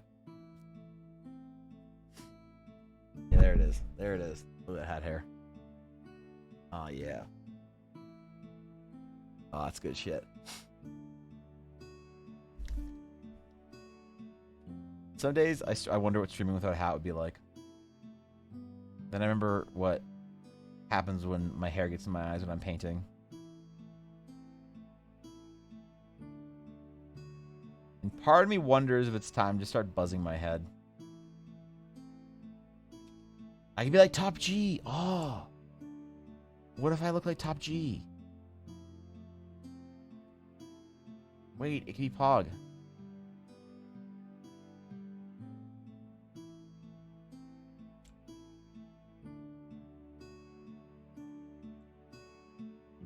Wings in perspective, man. Wings in perspective.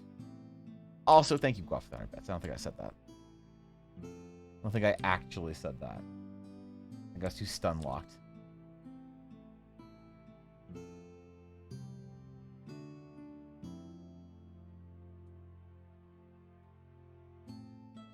Okay. This one doesn't need to be as detailed as the other one. This just needs to be like the silhouette shape. Honestly, we sell the detail of what's happening with the wing in this one. And then this one just needs to play by the same rules and reinforce it. So, yeah. Are we both won? Oh, God. Yeah, sorry. I forgot what the official Wizards position on it on the OGL. Isn't it nice that Wizards and the player base both won?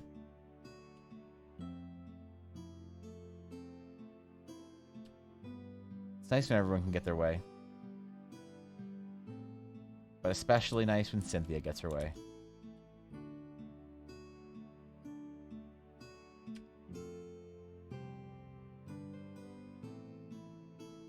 And by way, I mean bonus.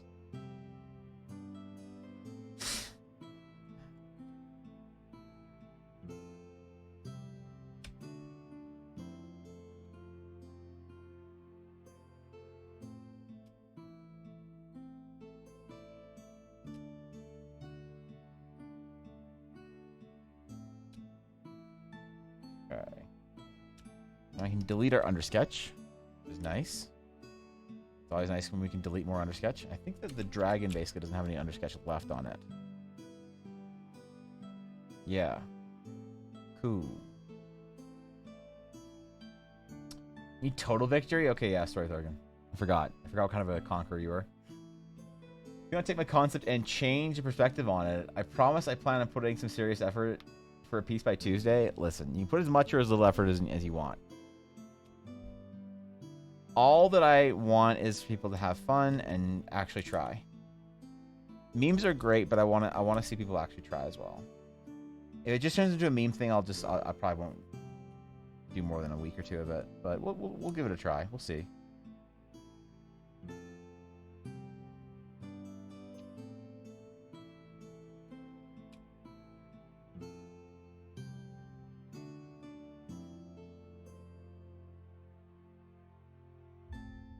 My wings are thick enough, actually. Shit, we had to try. Oops. It's fine for the warm up. Anyone can post whatever they want for the warm up. It's fine. You can post whatever you want for anything. I just want people to try and get better, you know, throughout the weeks of doing it. So. Okay.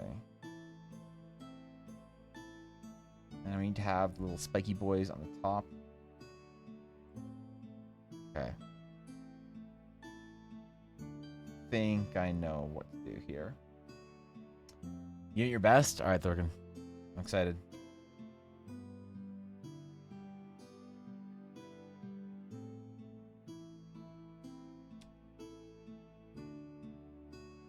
The only issue is I want to enter or make stuff for this too, but I always feel like when I'm holding some sort of competition or event or exercise or whatever that I should like not like omit myself from the event as well. I always feel this like subtle sense of pressure to do that for myself. Like make it more about everyone else's stuff in the community, and less about like, oh yeah, here's Evan posting his own art as well. You know, like there's always places for that, but maybe I'm wrong with that. I don't know. Yeah, what's up, Gabby? I'm chilling today. We're relaxing. We're having a good day, hopefully. Yeah, I'm good, Gabby. Hope you're good as well. Relaxing. Hopefully making some art today.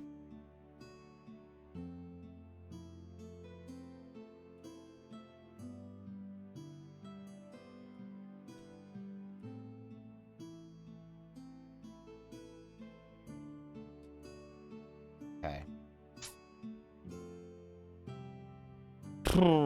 This isn't gonna look as good. It's not gonna look as good. It's also, I don't know how much detail I want to do for the back of the wing, because like the back of the wing to me is gonna be more solid in color than the front of the wing, right? Because it's gonna be different sort of like type of flesh. I know the image in my head, I just don't have the ability to manipulate it on paper yet. Concept's really cool. I just need to practice it, and I'm kind of tired of being frustrated by it, you know? Yeah, I get that. I get that. Art, in a lot of cases, is about kind of pushing through that feeling as best you can, though. It's, like, not inspiring or motivating to hear. But, unfortunately, that's, like, kind of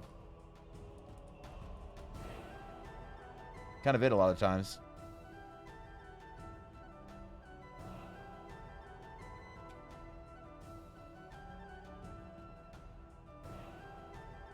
I want to do the top of the wings is dark, probably. Or whatever color we're going to color our dragon in.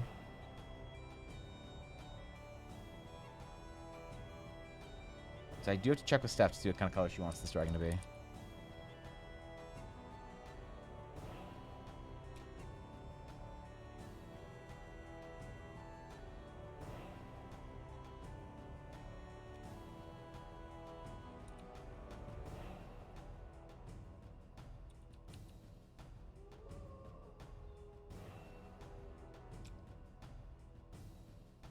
And maybe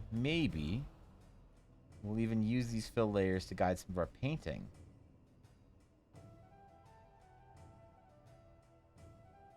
I'm looking forward to doing some writing for Dragons, though. I might do that tonight on TDC. I didn't end up streaming last night because Yuna got hurt. But I might do it tonight then. I want to do some, like, just, like, kind of chill lore writing and discussion. Because the dragons, I really want them to have a different sort of, like, role in the world than I think D&D dragons do and a lot of other dragons in fantasy do. I want them to be more godly, right? I want them to be, like, a bigger deal. Like, if the dragons choose to do something, it's like everyone else has to deal with it.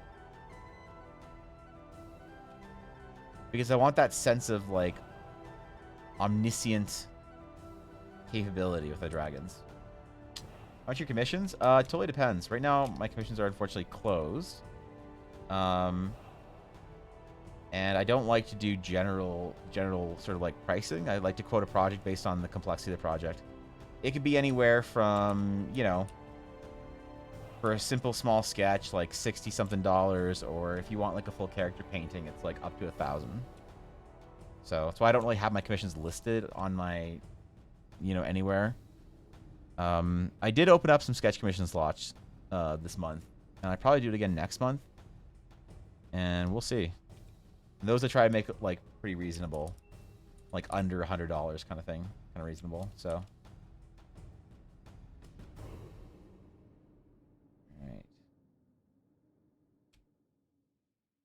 That's better. That's kind of what I wanted. So, why did I go to college? I should have done this. Well, I went to college too.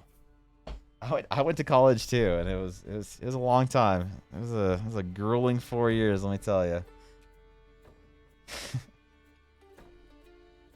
Problem is, if you want to have good commissions, you have to put in the time. So, it is a grueling process. But it's fun, so it's worth it.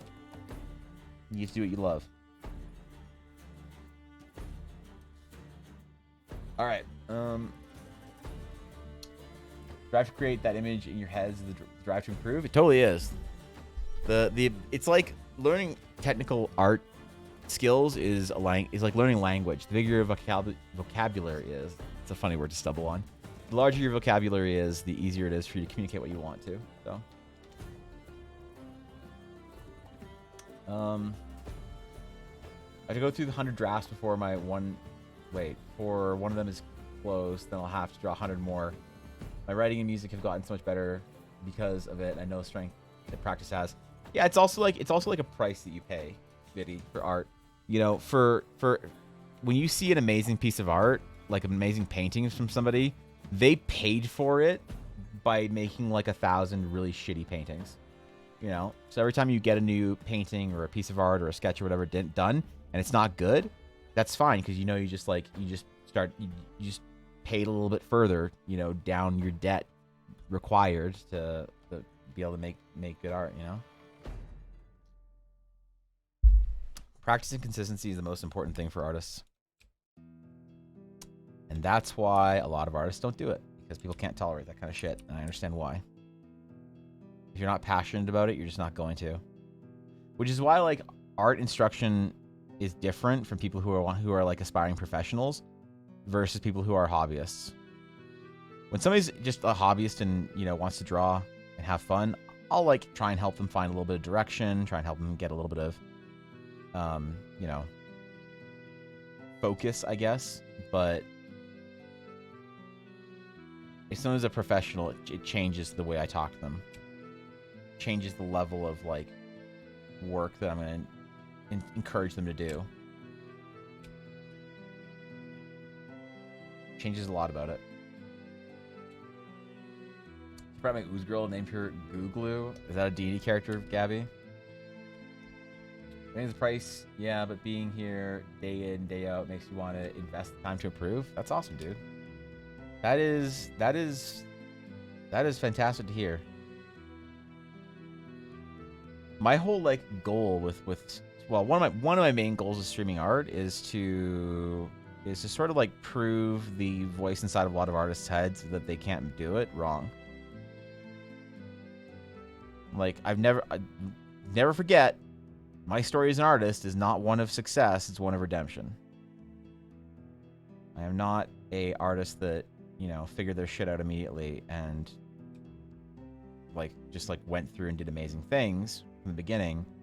I am somebody that failed and dropped out and failed out of my career, and then had to take a lot of time and energy to get the courage up to go back in and try it again before, you know, giving up entirely. And so I just want, like, I really do think that there is like a lot of power in, like, look, if I can do it, you can do it. Whatever anyone's goal is in art, if I can figure my shit out and do it, you can do it. Because I suck. And I'm not good at any of this shit.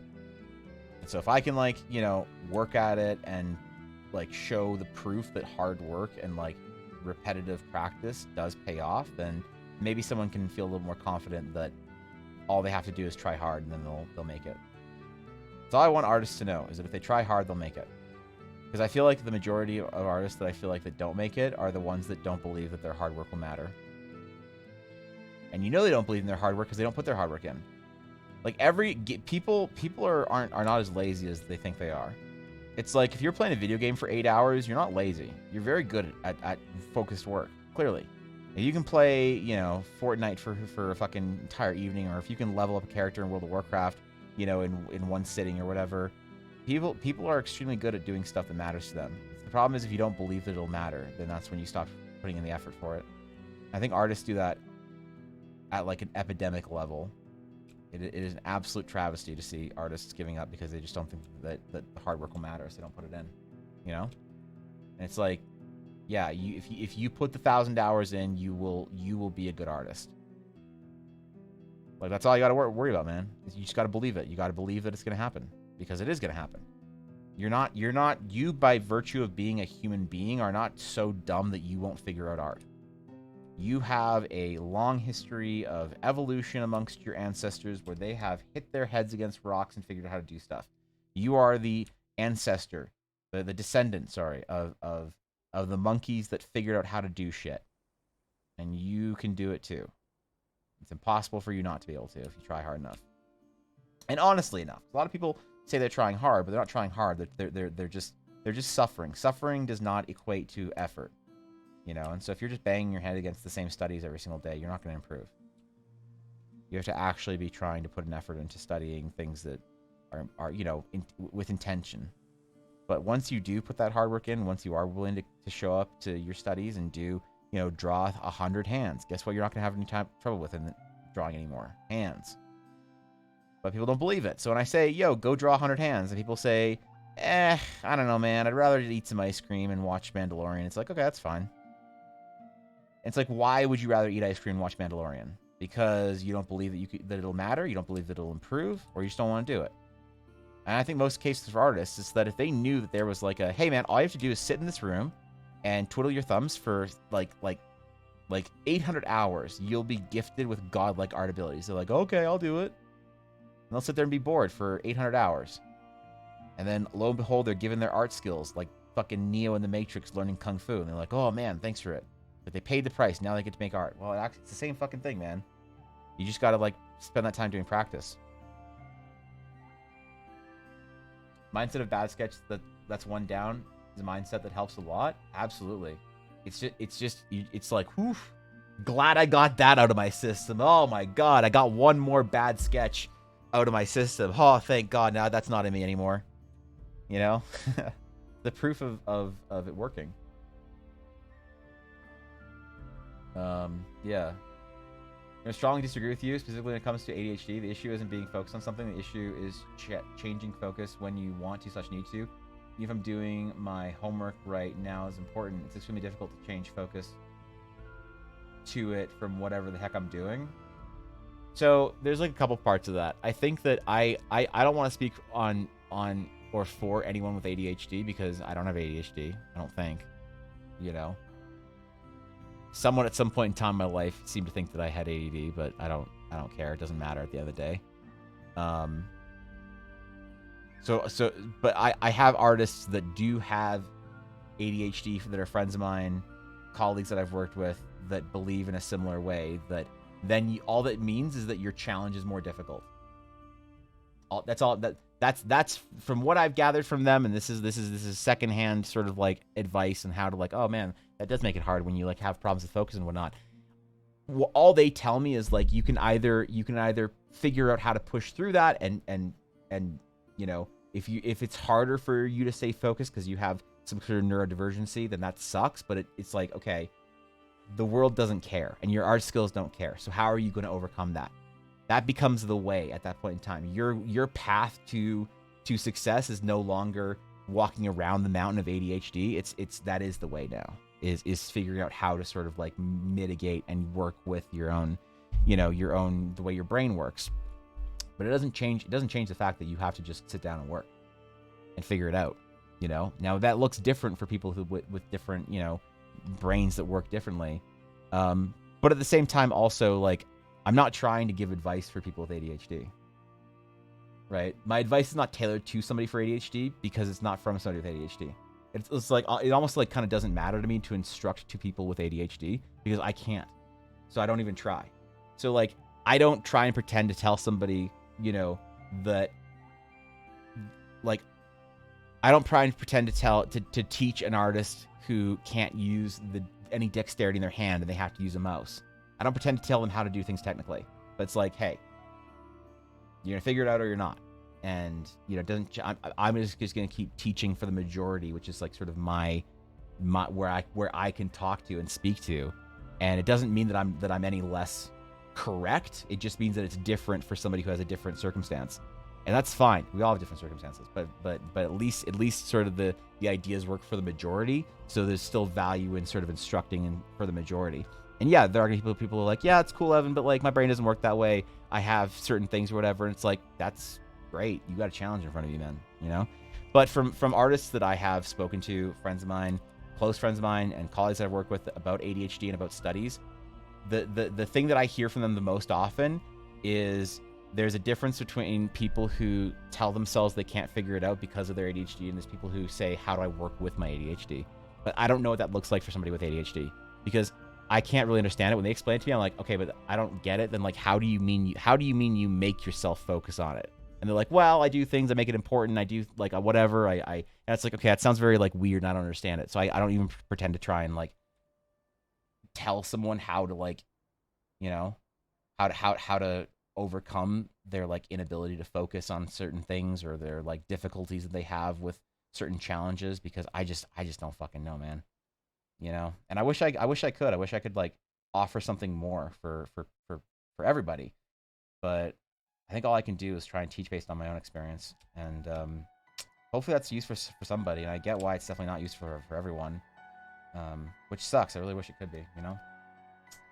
To your point, I think there's something really strong there. Thank you. Yeah, I don't know, Garthan, because it's hard though. Look, there's like kind of it's hard to say, hey, you've got a problem in life. Guess what doesn't matter? Your problem. Go figure out how to do it anyway. There's like value in hearing that sometimes, but it's also really shitty to hear that, because it's like, how am I supposed to just figure it out, idiot? You know, it's kind of like,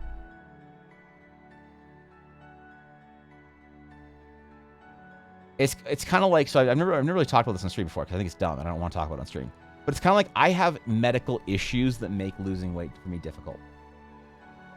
And I hear so many people reference the reason why they're unhealthy because of a medical condition they have that makes losing weight like a problem. But like for me, last year is when I embraced the idea of, okay, so this makes my job harder. This is not an excuse to not go through the work. And I might have to work way harder than some people. I might have to work way, you know, whatever. But it's like, at the end of the day, does the universe care? Not really. Okay. So then it's not really useful to dwell on it for me. And maybe it's the same for like learning skills and people who have sort of some neurodivergent, you know, whatever uniqueness to them. Maybe it's different. I don't know, dude. I don't want to like give this like brutal opinion that's like really heartless and like, oh, you have a hard time focusing, sitting down. Looks like you got to figure it out. You know, I don't know, but I think that there's like room for sort of like multiple opinions and voices on that, especially from people that I've known that are extremely technically gifted, or skilled, I should say, sorry, not gifted, artists that have talked about how much more difficult it was for them to do studies than it was for the average person. It's like, damn, bro, that's tough. You know, but like, yeah, but I want to be an artist bad enough. So it's like, okay, fair enough. So I don't know. I don't know if that's just like annoying advice that like does, like really unsympathetic and misses a lot, or if it's like useful to hear once in a while. I needed a similar sort of message from me when it came to my own health. And, yeah. I don't know. I have ADHD, and your mindset is similar to what I had to do. It was harder when I was younger, but over the years I've developed lifestyle and mitigation measures that work for me. Fair to say my mitigation is not super common along other people with ADHD, though, so I don't really bring it up or tell people how to do it. Yeah, it's like why when I was like losing a lot of weight last summer, I wasn't like going into specifics on how I'm doing it, because it's like not going to work for a lot of people, you know? If I have like some sort of chemical issue that makes my body work in a certain way, it doesn't like, it isn't then at that point in time advice for the norm, right? Or even advice for people with similar situations. So I just didn't want to talk about it at all. I don't really want to talk about it at all. It's just like, I can kind of like, what I'm trying to say is like, I relate to the problem. It's just, that's the way I sort of handle that. And that kind of advice was really good for me to hear from somebody. That mindset, I really thrive on that mindset of, hey, you've got a challenge in front of you. You have two choices. You can make the challenge, like, the challenge now becomes your path, or the challenge is a good reason to, like, give up on the path. And I was like, damn, bro. That's fucking rough to hear, but it's deep and powerful. Gives you a lot of strength, I think, but I don't know. ADHD's probably a lot different. Do more studies. We want to do more studies, Gabby. I really wish I could understand different ways to, like, help people improve that have like sort of different styles of learning or whatever. ADHD is something I struggle with, especially as a kid. And you're right, you need to work around it and embrace it. I'm looking to study this year, and it's the first time I'm going to study because I want to. I'm nervous, but I'm so ready. That's awesome, dude. You got this shit. Like, it might be more challenging for you, but you know what? That's now your path, and that's the object in the way becomes the way. And I wish you all the luck, and your determination and hard work will serve you, and I believe in you. You know, I absolutely believe in you. I think the way you said it was a good mix of brutal and sympathetic. Really good way of sympathizing with some issues someone brings up and then telling them what you think about it. I appreciate that, Garthan. I don't know. I do always want to be careful, because it's like, yeah, I mean, like, how do I know what it's like to have an ADHD brain? Like, I don't fucking know, dude. Like I have an OCD brain, you know, but like, I find talking about, like, I never want to talk about, I have a diagnosed OCD, but I never want to talk about it because I think that it's fucking cringe. So like, because it's like qualifying why you're bad at something or why something's hard for you or whatever is like really weird. So it's like, it's very difficult for me to do a lot of things, but it seems like to me, like, it's just not worth letting myself complain about it. Because it's like, I don't want to listen to myself complain about it. I just want to figure out how to overcome it in a lot of ways. But when you're trying to learn a skill, a technical skill like art, and you have ADHD, I can only imagine how hard it is. That's got to be fucking brutal, but, you know? It's like, once we acknowledge the unfairness of our hand that we've been dealt in one way or another, it's like, what do you do after that? It's like, you say, hey, I have this problem. A doctor tells you have this problem. They say it's going to be really hard for you to do something like lose weight or learn a skill or whatever. And they sympathize with you, and they put their hand on their shoulder and they say, it's okay, Evan. It's okay, buddy. It's going to be really hard for you to lose weight, really easy for you to pick up weight. Your entire life is going to be really a challenge with that. And I'm like, okay, thanks, doctor. Like, so just so you know, Evan, I'm writing you a note that exempts you from dying early from a heart disease. And I'm like, really? Yeah, man, you can be overweight your entire life, and with this note, you'll be okay.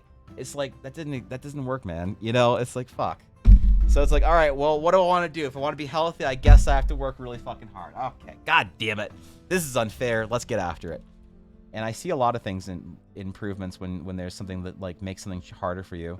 But I do think that it is different when it comes to sort of, like, different learning styles, and I think neurodivergency is the right word that people like to use for that, right? For ADHD, it's like one of those things that's like, okay, well, there is a gift in there somewhere, and if we can figure out how to make it easy and unique for you to be able to sort of like have an easier time with it and thrive, then that's fucking awesome for me. Struggle with ADHD, ADD, and dysgraphia. That sounds like a sci-fi word. I like that. I don't know what that means though. I also have a host of other issues. Struggle so hard thoroughly through university, but last year I got a bachelor's in physics. Congratulations, dude. That's awesome. Last week, I got a job offer as a scientist with the National Geospatial Intelligence Agency. Can't stop because the hill is high. Keep climbing. That's awesome, Dogness. I have a deep love and passion for particle physics. So that's awesome. I always love meeting scientists in our community. So that's awesome, dude. Congratulations. That's a huge... I have no idea what that agency does, but it sounds fucking sick. So, mad respect. I agree, made me relate. Not that I think you're cringe. No, I am cringe, but that's... Listen, I'm an artist on Twitch. It's only the second most cringe thing you can do on Twitch besides being an anime girl. Oh, wait, Fishy's not here. I need to talk shit. Never mind. Yeah. Never mind. I think a lot of resources for ADHD specifically were set back during the decade or two when kids that were high energy were just blanket diagnosed ADHD. It was a struggle for my family with some of my younger siblings. Yeah, I mean, it's hard, dude. But no one's gonna give you a pass just because your situation or circumstance is hard. And I hate that, but it's like, it's true. It's like if you want to be a good artist, and it doesn't necessarily. It might mean that like the exact way that you have to progress with your skills is slightly different, but if your brain can learn in any other way than practice, then I invite you to teach me. Because like, look, hey, listen. Fuck, I just choked on my own. Okay, hold on. Listen, if there are other ways, I'm all ears. Fantasy artist, good human Canadian. Yeah, that's my own title. Got it. That's better than cringe anime nerd, so I'll take it. Thank you, Tari. You know? Balance is all things should be. Where's my immortality ticket, doctor? Yeah. Thorkin makes me less sympathetic for people that have a problem with learning art. Like, if Thorkin can do it, you can do it. I'm kidding. Thorkin inspires me, honestly. Thorkin inspires me. You got this stupid debuff and he still fucking crushes it. It's like, damn, bro. That's the power of hard work. It's almost like that's part of what I want people to take away from my stream. Is that it doesn't matter what issues you have or what issues with learning that you've had as an artist or whatever, that you can do it. Doesn't matter who or what, you know, who you are or what you've sort of like dealt with. It's a unique challenge to you, and it's probably an unfair challenge. But like, you can still do it. Because I think that saying that there's a value in hard work is a hopeful message. It's not supposed to be hopeless. Particle physics, one of the few jobs where a key part is related to smashing things together. Yeah, listen, man. Anytime you can work the collider, that's a good weekend. So, yeah. Different texture work than normal. That's awesome, Gabby. Dysgraphia is basically not being able to spell such right at all. Oh, shit. Damn. Words might be spelt wrong and I can't notice, or things look wrong. Like dyslexia for writing instead of reading. Yeah, oh, man. Okay, that's gotta be brutal. That's the simple way to understand it. They're not comprehensive. I think I get it. Yeah, that's fair. Well, Donis, I've never noticed, so that's some skills you got then. You're a good person, Evan. I appreciate these kind of talks. Well, I don't know, dude. I appreciate that, but I think that that's a bit too much elevation for me. I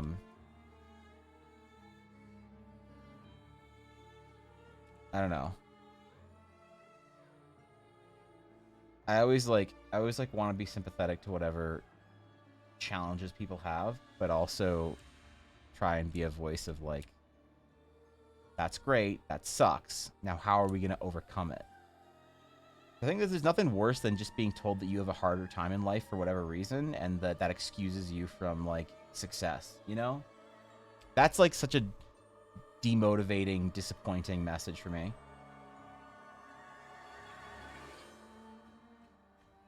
But it also requires a little bit of self, you know, reflection where you're like, hey, am I willing to put the work in for this thing? Is it going to be harder for me? Yes. Is it fair? No. But am I willing to put the work in? And I always want to like be that encouraging, like, if you want to, like, do it, man. Congratulations, I'll buy some art once I get money saved up. I'm just happy you're here, Douglas. Third is one of our true pillars. He absolutely is. In the community tool, it's hard to have these conversations in general, but look at us. Yeah, we're doing it, man. Whilst drawing fucking dragons, bruh. Dyslexia and dysgraphia. Oh man. The only time I ever have problem writing is when I'm on stream. I'll like miss letters when I'm writing something on stream. It's awful. I hate it. Writing and typing on stream is the worst thing in the world for me.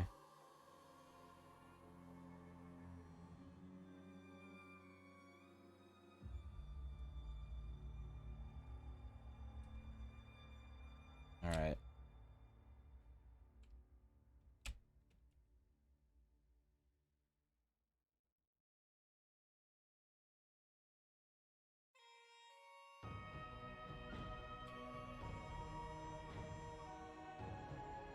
I think this is maybe good for now. Maybe we might leave our dragon here. Actually, no. Let's do a little bit of our highlights in here, and then we'll move on to the rest of the environment.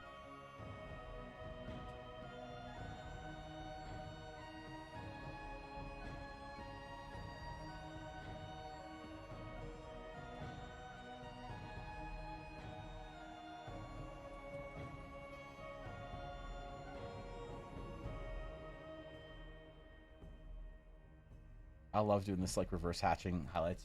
It like feels like I mean, adding highlights is always like such a satisfying part. Every artist says this, man.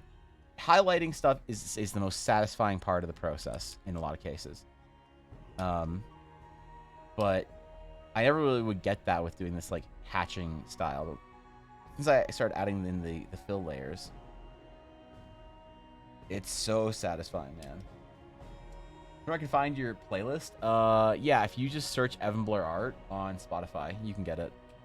It's all DMCA safe, so you can play it on stream and not get in trouble. A lot of it's Riot Games. A lot of it is done by a gentleman by the name of Adrian von Ziegler. A couple of other artists that have sort of like allowed for people to play their music on stream with attribution, which is why I have down below. If you ever wonder what a piece is, it says on my little Spotify thing right there, and you can go see it and like it. And I support Adrian on Patreon because I use his music every day.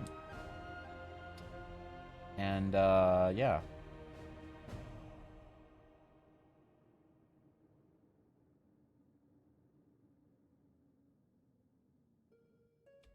League of Legends and Riot's music is also really nice. They let people use it. Kind of PogChamp of them.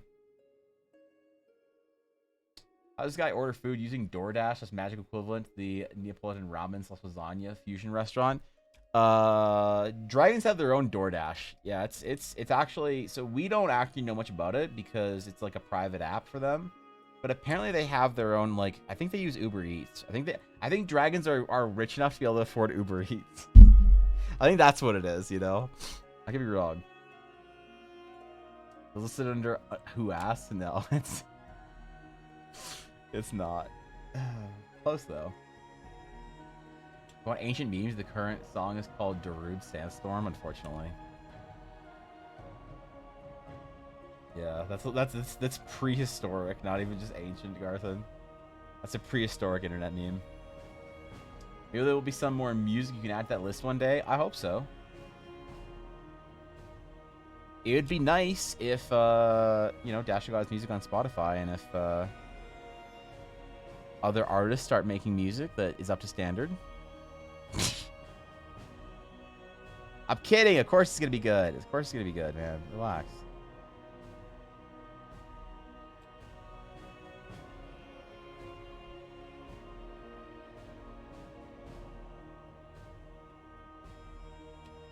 And we'll highlight some of our little scaly boy scales.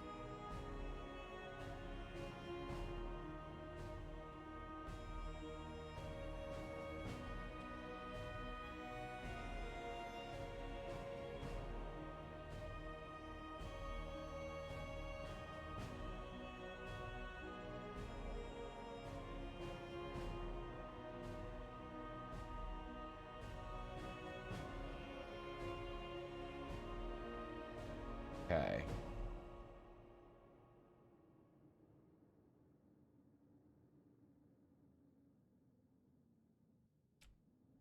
That looks better. A little bit around the face. Maybe we'll start on the rest of the piece then. What kind of environment should we do for this? Red cliffs and mountains. Green hills. Sandstorm? No, wait, shit. I kind of want to do these, like, jaggedy-ass looking cliffs and whatnot, but... There's up to WoW or Final Fantasy 14? Jesus, I don't know. Isn't that the question? I don't know. Final Fantasy 14 is great to come back to once in a while, but if you're still playing Warcraft and whatnot, I'd do that. If you're actively still playing. I haven't done anything since the trading post went live. And I kind of want to like try some trading post stuff, but maybe. Maybe Giga Chat composes one day. You guys also going to a Parisian conservatory with Dashto? Drago Eats is the food delivery service that employs mages and the best beast tamers to deliver food to dragons. And still isn't as expensive as Uber Eats. Got it. Dude, Uber Eats charges you a subscription, man. Holy shit. We had Uber Eats for a while. They have good coupons, though.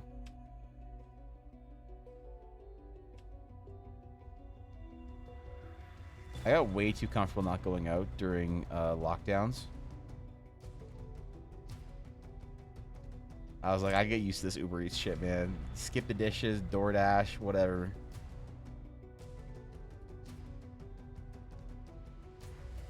Don't send me outside.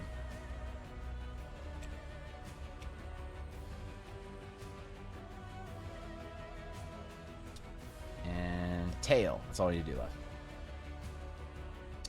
So expensive, I guess I should be thankful. Does it stop me from ordering out? Yeah.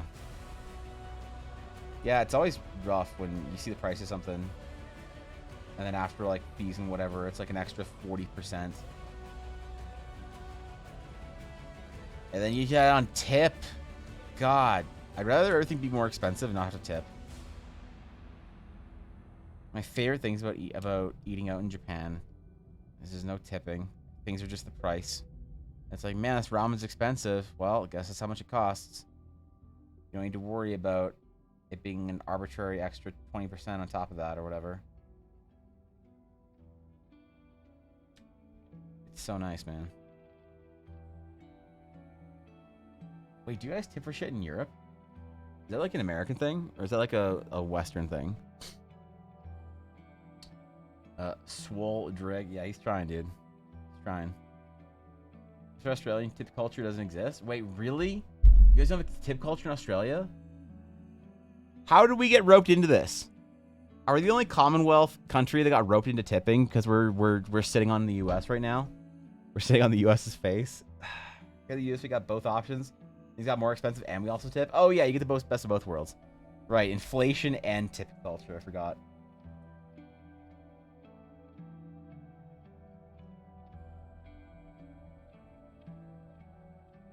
Yeah, my bad. German also tips? Really? I thought somebody said that in Europe, a lot of European countries, there's no tipping culture. You weren't like supposed to or whatever. Because in Japan, it's like weird. It's not like it's like not a cultural thing. It's like weird if you tip. It's like it makes people uncomfortable.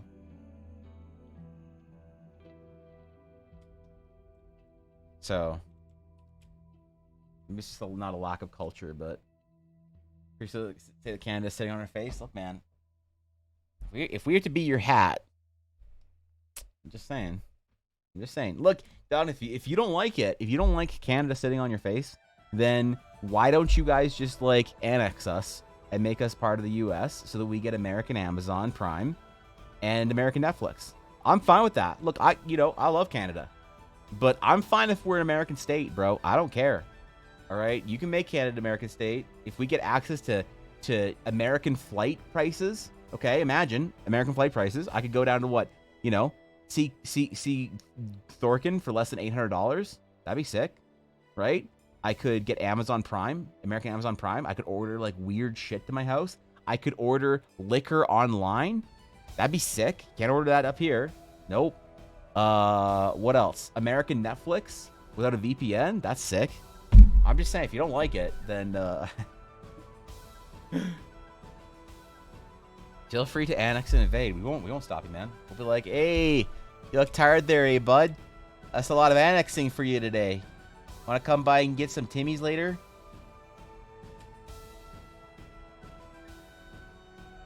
Yeah, that's fine, man. There's tip jars, but no one expects people to tip. Interesting. They'll leave like leftover change, not nearly as much as the U.S. Interesting. Interesting. Also, Korea, weird to tip. Yeah, it's not just like you. It's not just. Yeah, it's like actively weird to tip in Japan or Korea or something like that. It's so nice. I don't know how they like make it work out with like wages and stuff, but now links are gone. I can ban freely. That's pretty good, Thorkin. Yeah, there you go. When do they do this? When did they? Is this a this week thing? Change, Thorkin? I was in Taiwan. One of my coworkers had a severe, or sorry, a server chase him down to the street, give him his change back. Yeah, that's. I heard about all that kind of stuff, so I never did. I never had any of those stories when I was in, you know, all the years that I was like going to Japan fairly often. The only time that I ever was like kind of uncomfortable with money and stuff like that in Japan is when we went out with some friends, and loose friends, more like acquaintances. That were, you know, becoming friends, and they demanded to pay for everything because they were older. And it's like, oh, we're going out for dinner, and they're like, yeah, we'll get the bill. And I'm like, it's good, we'll get it. We're the guests. You know, thanks for taking us and showing us around. They're like, oh no, like we'll get it. Like it's fine. I'm like, yeah, but you guys were showing us around and stuff, so like, you know, we'll in exchange we'll take you for dinner. And they're like, no, but we're older than you. I was like, what? What? I don't get this, and it makes me uncomfortable. That's like the one time that I ever had like a weird thing with money in Japan where it like made me uncomfortable. It was like when somebody that I didn't feel like I knew well enough to like pay for my dinner was paying for my dinner just because they were older than me. That really bothered me. So flight prices wouldn't change, dude. Flight. Google flights. Let's see this shit.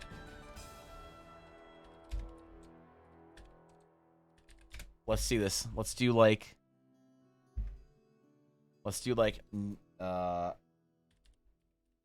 Denver. Let's see how much this is. Maybe you're right. Let's see. Denver to New York. How much is it to fly from Denver to New York? Search. Google Flights says Denver to New York, around $600. Denver, New York, $600. Oh, wait, Calgary, New York. No. Denver. We're gonna look at Calgary to Toronto after. Are you kidding me? Denver to New York round trip is $280.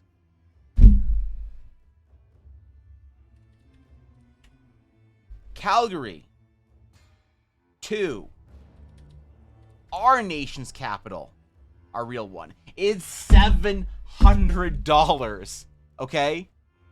No, wait. Calgary. Wait, what? That's not right. There's some fucking weird shit going on in this shit. Oh, fly to YFK. Okay, whatever.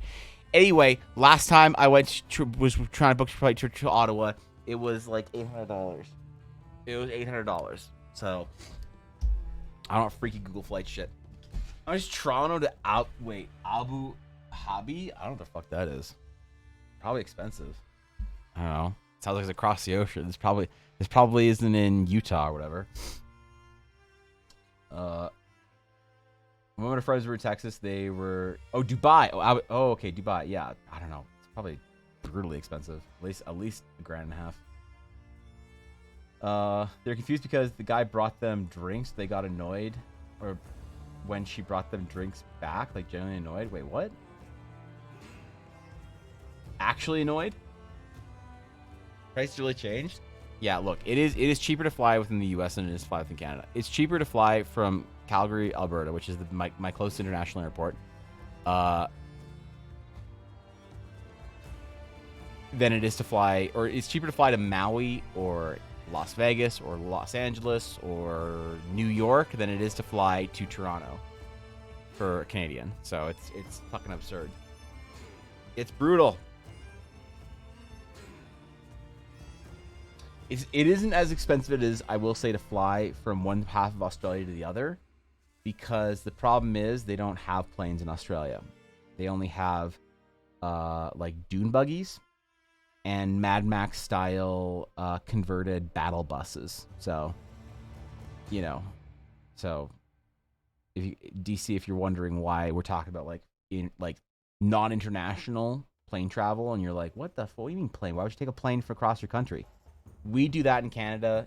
You know, we don't have to cross the entire fucking red part of the country like you do in like a battle buggy, but we just fly it. So, or if the ground is frozen, sled dog. Don't forget about the sled dogs. Those are an important part of Canadian culture. That's like also a thing. So, all right. Do I need any other layers of? I probably need one more layer of another fill that I can layer on top of this. Let's do like an additional 30% for our scales. Not scalies. What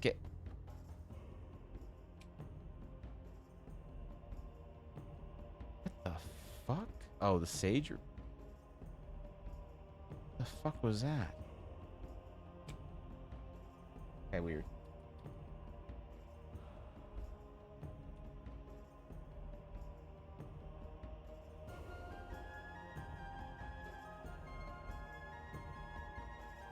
There we go.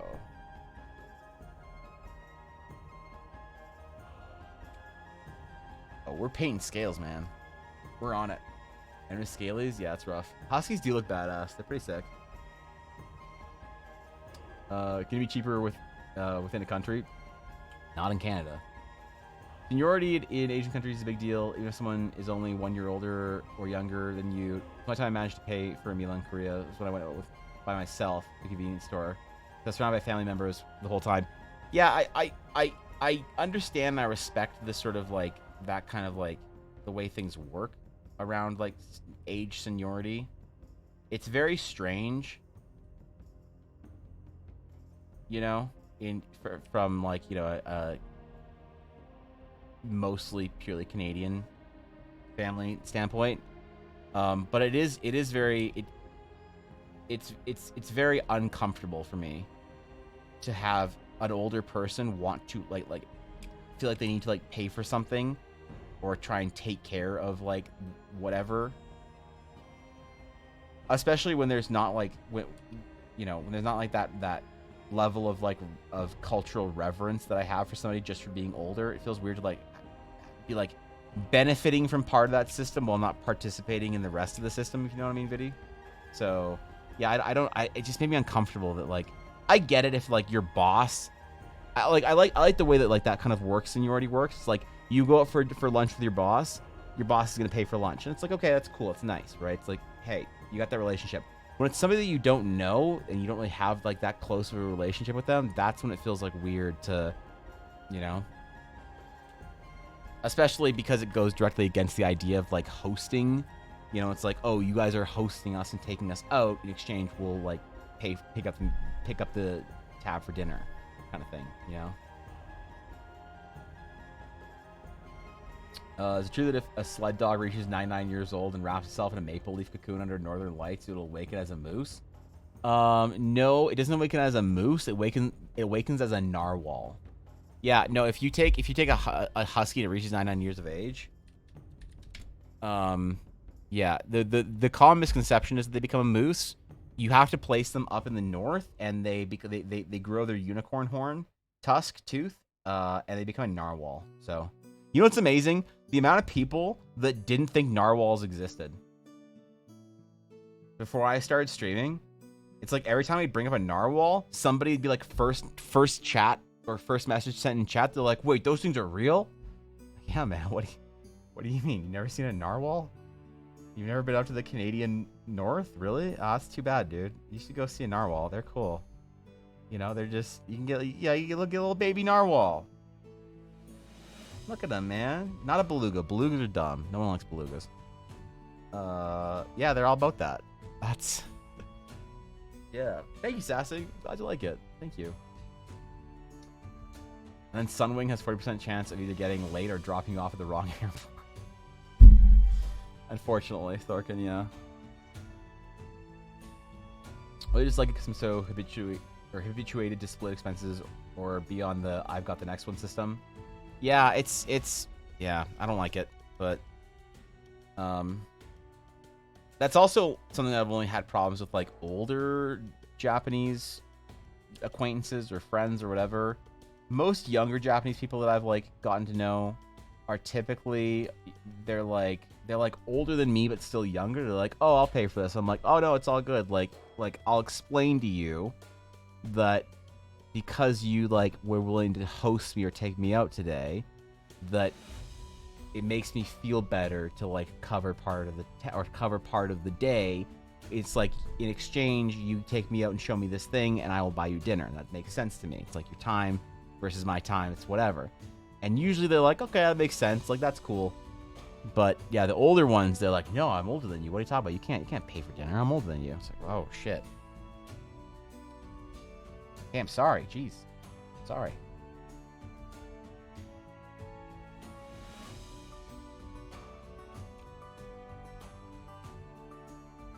I mean, whatever. It's different cultural shit, right? Starting to buy is $1,200 US. Only 2 years ago it was $700. Yeah, I mean, so before 2020, last time I was in Japan was I think 2019, 2018, maybe. And the price of a plane ticket to Japan round trip for one person was about $800, and you could get on a seat sale for around 600-ish. You know, that's round trip to Tokyo via Haneda Airport, because Narita sucks. Never fly into Narita, always fly into Haneda. And now it's like 1,600. It's like it's almost doubled. So it's like Ella really wanted to go. Has wanted to go to Japan to see something specifically, the giant walking Gundam. She tracked it for years, and they were talking about the project. They announced it. She was tracking construction and was obsessed with the idea of going. And then lockdown happened, and Japan stayed locked down, and things were whatever. And so we didn't get to go to Japan for years. And so now things were open, whatever. She was like, hey, can we try and go this year, even like on the cheapest flights, stay at the cheapest hotel, and just be there for like 5 days so I can go see the Gundam before they take it down at the end of March. And it was just too expensive. You know, it was just too fucking expensive because even the plane tickets were like $3,000 plus to go. And it used to be like $1,200 on a good sale, or $1,500 maybe. It's like, okay, I can swing that, you know? But it was just so expensive now that fuck it, you know? So she was absolutely heartbroken that we couldn't go to Japan before the end of March this year. But yeah, man, fuck the airlines, I guess. Try to let people pay for me, especially because I earn a good amount of dollar redos. Yeah, I get that. It's super weird when the excuse is that I'm just older than you. It's like, okay, that's weird.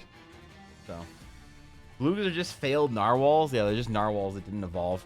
The beluga, it's like, so actually people don't realize this, but like on the evolution chart, first of all, when your Pokemon hatches, it hatches as a seal. And then when at level 18 they turn into a beluga. And then if you trade a beluga holding a lucky horn, they become a narwhal. The problem is they're only available in one version, in the Canadian version. A lot of American players don't want to like trade across versions, which is weird. So there's not a lot of narwhals out there. There's a lot of belugas, but no one wants to help evolve a narwhal. So, yeah, what can you do? Round trip to Denver for me is $170 this weekend. Do you want to go to Denver this weekend, Viddy? Is that a thing that you might do? You might just go to Denver. Go see fucking Denver, Colorado in the middle of February. Probably the most miserable time of the year to go to one of the most miserable places in the U.S. during the winter. It should be less than that. They should probably be paying you. Narwhals swimming in the ocean. causing commotion because they're so awesome. They're trying, dude. Narwhals are certainly trying.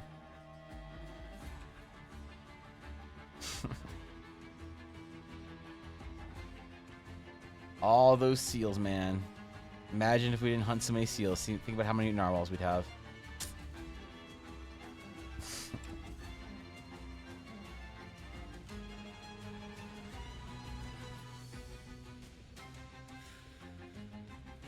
Alright. I think this looks good. I think this looks good. And we got there today. We actually finished it. We actually finished the dragon component. Damn, dude! We finished the dragon today. Fuck. That feels good. You know the Narwhal song made by the same guy that did Badger? That's like, again, prehistoric memes for the internet, so. I guess I'll go skiing? What else is doing down here in February? I don't know. Complain about the weather? You can go to a coffee shop and complain about the weather. I think that'd be fun, you know? I like this large tree we're drawing. I've never seen one like it before. Is it deciduous? No, it's coniferous. Yeah, that's... Okay, dude. All right, relax. Thank you, Dirty 100 bits. No TT yet? Oh, wait. All right. Fuck. Like how are unicorns? They get... Wait, they've got a kick-ass facial horn. It's actually a tooth. They're the Jedi of the sea that stop Cthulhu eating your narwhals. They're narwhals. Okay, dude. All right. Fucking relax. Carnivorous? Yeah, it's a carnivorous tree. Don't worry about it. That was an orchid? Oh, man. All right, my bad. My bad. All right, we got it. We finished the dragon today. We did it. Yay. Pog champion. So tomorrow, we have the request stream. One of these days, and I don't know which day, I'm just going to add tentacles and eyeballs onto every single idea someone has on a Friday, and I'm not going to say anything. Right? Not going to say anything. Every idea is going to be an eldritch monstrosity. And I'm just going to take the idea. I'll be like, oh, wow, you want like a sword that like glows with thunder damage? I got Damn you, it, Brian right? Davis would have read it. Some with the ass, the maybe the ass kicking or whatever that didn't like it, but yeah, thanks for the 200 bits, DC. I appreciate. Come on, you guys been way too generous with the bits. I don't deserve it, dude. All I did today was some scuffed art, so. Do we have to also pretend that nothing is wrong for the meme? It would be useful if everyone just ignored the fact there were tentacles and eyeballs growing out of the weapons, right? So that some poor, brand new, first-time chatter that rolls and wins an item is just like, oh boy, I get him to draw my Gauntlet of the North. It's a gauntlet that's got claws on it, and you could slash somebody for frost damage. And wait, why is it no? There's no eyeballs on it. Wait, why are there tentacles coming out of it? Everyone's just like, oh yeah, great rendition of it. I really see how you represented the frost aura that the gauntlet has, you know, and just freak someone brand new out. So. I'm not drawing Evangeline with tentacles. That's for TDC streams. So, you know, that's... Come on, man. Thank you guys for hanging out to my stream today. I appreciate it. Thank you for all the bits and the subs. And, oh, shit, I can't end stream. I was a hype train.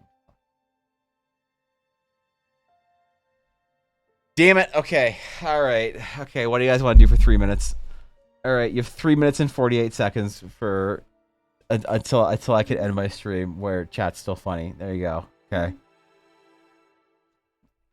Are you gonna make people draw the D&D items for homework? I think I should. I think that'd be a good idea. Actually, that would be one of the fun weekly projects to do at some point in time soon. So, yeah. Should we check Google Flights and complain about stuff again? Tell us the most useful TTRPG resource, tool, book, etc. that you've ever used / seen. Jesus. Eldritch Bucket. If you win, I will draw you an Eldritch Bucket, okay? Thank you for 100 bits. I appreciate that. Put some good Yu-Gi-Oh! Dragon Wings in stream topics. Best resource, Cobalt. Oh,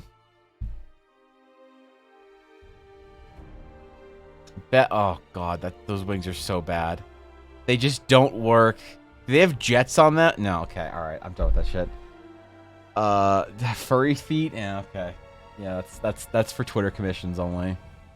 Hollywood Anvil articles coming along with all the Eldar lore and stuff. They're good. I've done about 25 in the last since February started. So not all of them are huge. A lot of them are you know, smaller articles, but I figure the smaller ones are better because they give context to bigger ones. So it's going good. I'm hoping when I sort of am able to drop the Shattered Sea Adventure that there'll be like a couple hundred articles for people who want to use references of like, oh shit, we're going to this town or this port. Is there an article about that? Oh, there is. Okay, cool. You know, I want every piece of information that's on a map or referenced in game to have a small article that provides a little more context. As far as like tools go, Cobalt, I had to think about that for a second. Copy that, I'll get these bits up to our favor my roll. Please. God damn it. Okay, relax. Fucking relax. Problem is, Cobalt, whenever there's not something for the core system, I just build it myself. I have this weird stubbornness where I want to make everything myself. Even if there's like good examples out there, I still want to make my own version of it. So I'd say for D&D, I don't have any good like resources outside of books, but as far as just straight up books that have like really comprehensive sort of like resources and stuff in them, I really do think the Saga Edition books, the old Wizards of the Coast Saga Edition, are really good. As far as extra stuff that isn't part of the main core like book series, I'm not sure if anyone's gonna remember, but they were called the quintessential books from 3.5. There's like the quintessential bard, the quintessential fighter, and whatever else. And those were really good. Those were really good. But I don't know. At the risk of sounding like a paid promo, I do think the World Anvil is maybe one of the best TTRPG tools. But then again, Cobalt, I come from more of a narrative standpoint, you know? So I am going to buy the Pies of Humble Bundle. It's up to the end of the month, right? I rolled over 10K for this month. When did that happen? I don't know. Stop cheering bits. There you go. There you go. You're officially banned for bits. They have quintessential books 3.5. I thought they were 2E. No, they were 3.5 as well. Or no, sorry, 3rd edition. Yeah, they were third edition as well. So not 3.5 though. Balls way but down deep inside your jaw. Won't you let me shove my balls inside your gaping? How did TTS suck let my that nuts, go in other words. through? What the fuck? GG. I think the 100 bits, I think. ED, I appreciate. Damn it, Sam. Fuck. Sam, no. Sam, I'm supposed to get off stream now. I'm supposed to. What are you? Thank you, Sam, for the 3 gifted subs. I appreciate it. That's very generous. Thank you for bringing 3 people into the community, into the guild, taking 3 people who had some chance of success in adventures guilds and just removing that. You know. What did I hear TTS say? I don't know either. I'm surprised TTS let that one through. So yeah, I think we're all surprised at this point. Even ED's surprised TTS went that one through. So thank you, dude. Thank you, Sam, for 3 gifted subs. I really appreciate that. But also, damn it, Sam, why'd you have to roll over the hype trade? Now I can't leave for another 4 minutes or sorry, 3 minutes and 55 seconds. You guys get to be funny for 3 minutes and 55 seconds. Although all further bits and gifted subs will be met with insults now. So yeah, I will not be thanking anyone for any more subs or bits. I will only be insulting. So there you go. You've been warned. There it is, man. It's about sucking. Yeah, I don't know, man. That's weird. 3rd edition 3.5 had quintessential. Wait, 3.5 had quintessential books, really? There were 3.5 ones. Edie, if I wish I could say the same, but I don't have that problem. So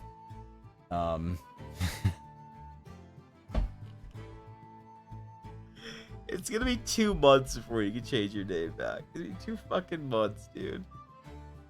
I don't even know how we're gonna handle that. I personally don't know how I'm gonna handle that for 2 months, but maybe it's 6 forever. You know, we got ED and EG in here, so and EL for Isle. But yeah, I don't know. What do you think, Cobalt? What's your go-to? Because the problem is for a lot of tools and Make your peace, mortals. You will heed the call of the corruptor. damn it. 5 cowardly anonymous gifted subs. I'm so thankful you did that anonymously, because if I saw who gifted those subs, I'd have to insult them and tell them how much of a loser they are for gifting subs. So, damn it! God damn it! God damn it! Thank you for the 5 gifted subs. Oh. I'm not saying it. I'm saying it. I'm not thanking anyone for gifted subs or nope, not doing it. Not doing it. This is hard. This is hard. Okay, I'm having to do extra work for streaming. Yes, please, Thorkin, do extra credit stuff. Come on, okay. Evan. ED will only be ED for 2 months. It's really not that hard. Come on. Viddy, hey, listen, Viddy, thanks for the bits. I'm glad you could cheer bits so that somebody would read your message out loud. That was a bit. Oh, that would have hurt. Oh, it didn't feel good to deliver. Oh, Jesus. Okay. Oh boy. Oh God. These fucking days, man. These fucking days. In my defense, it was funny for like 2 minutes. It was funny for like 2 minutes. It's coincidentally longer than. Never mind. Never mind. I'm just gonna let that one. I'm gonna let that one I'm gonna push it off into the river and let it just be carried out into the ocean. That one. I'm just not gonna. I'm not gonna worry about that one. Also, Viddy, it's been kind of funny this entire stream. Just so you know, every one of your messages has been highlighted with a yellow box saying "Raider from the name is Toby."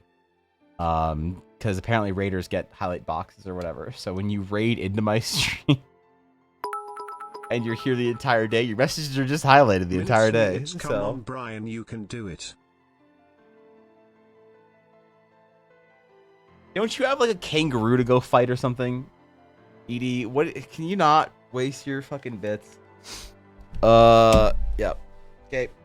I hope that somebody pops into stream, somebody like brand new viewer, and sees me just talking shit to people TTSing and thinks that I'm an awful human, or somebody that's been part of the community for a long time that doesn't understand the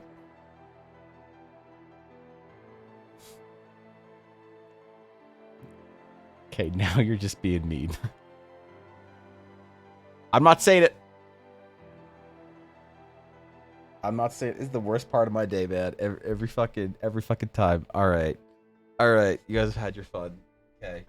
But yeah, I don't know, Cobalt. The problem is I always have a desire to make my own shit. So maybe, honestly, is it a cop-out to say the best TTRPG tool that I've ever used are VTTs? It feels like a cop-out to say the best ones are VTTs. You know? I feel like it's like an easy, obvious answer. You know? Hey ED, thanks for the 100 bits. That was awesome of you, man.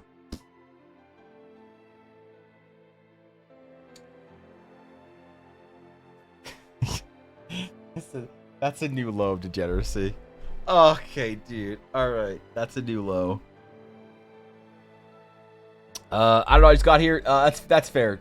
Night God Dragon Cat, that's fair. Welcome to the stream. This is the part of the stream where I can't go offline until my hype train ends. And I got trolled for the last 10 minutes. So we're talking about what the best tools were for Call You Night, got it. I like to first name our full name people the first time, right? So many tools out there. I know I can't choose a single particular tool or book. I was just gauging your answer. Is it bad? Do you not like the answer? He posted like I don't think links are allowed right now, Rag. I'm pretty sure that like links are just getting started out at.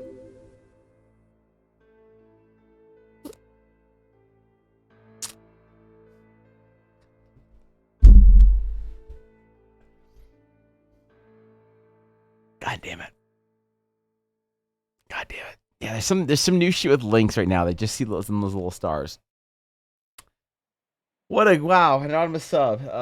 Thank God it was anonymous. Otherwise, I'd have to make a personal insult about how the person who gifted the sub is letting down their parents and should probably go for a walk. But hey, I can't say that specifically because I don't know who gifts the sub, right? Because they're a coward. They don't let me say thank you properly. So they think gifting anonymous subs is hilarious. I am stressed out over it because I don't know who to say thank you to. But hey, since this is the hype train at the end of the stream, I don't even say nice things when people gift subs anymore. I just talk shit to them. So what a great way to end a stream is just talking shit for 15 minutes while complaining about stuff. My stars don't link anyway. Yeah, I don't understand what it is, dude. Why there's just stars instead of links? It must be a new Twitch feature. Perfectly legitimate answer you could have had even said that you prefer tools that you create yourself. That I do. Fuck that. I prefer the tools I create myself because after all, Cobalt, I am subbed to legendary world builder and tool creator Mendari on Twitch, so you know. It's like how people who are subbed to me are just better at TTRPG art, so you know, thank you, Knight, for the follow. I appreciate it. Normally on my stream night, I'm doing art. Today we did. You want to see what we did today? Today night. Hey, look, we painted a dragon. Hey, unfortunately, at the end of my stream, I just talk shit to people who cheer bits, letting me go offline. So this is what we did today. Maybe we'll do some more character painting tomorrow. No, wait, tomorrow's stuff for chat. I forgot about that. Yeah, I forgot about that. Wait, I'm setting stars. They should turn to links now. Wait, is that how it works? Transmute stars to link? Wait, actually, that... This is like that restaurant where people pay extra to be insulted by the waiter. Wow. Paleo Sam. Jesus. Wow, that's a lot of bits, dude. Don't you have some fucking imaginary creature to pretend exists? How's that leaving stream going? Thankfully, really well, because it doesn't take into consideration Streamlabs shit. You piece of shit. God damn it. No. Fucking... I swear to God, man. This is toxic. Other streamers don't understand this problem, okay? Fuck. No, wait, I can say thank you for the 3 because it doesn't count towards the fucking the hype train. Oh, thanks for the 3, dude. I appreciate it. Where's the enabler tab? Where is it? All right. The anonymous tipper has now contributed more than I could understand. Submit. There you go. Thank you for the 3. I appreciate it. Thank you. Considering it doesn't contribute to the hype train, I can say thank you all I want. But also, you coward. Let me thank you properly. Stop fucking TTSing this shit anonymously. It stresses me out. God fucking damn it. Look, I know it's bad form to leave during a hype train, but I kind of just want to end stream as soon as it ends. No outro music, nothing. The second that timer hits 0, I'm fucking God, man. Holy shit. I gotta go play with Yuna. I gotta go pretend to not eat food for a while. Like, actually, this is great. Because this is still in my fasting window. I don't have to do anything. If this ever happens again, I'm just loading up Diablo 2 and running Mephisto for a half hour or whatever. So, I hope you guys had fun on the stream today. I had a lot of fun. It was fun doing dragon design. Would you like a hint as to whom I am?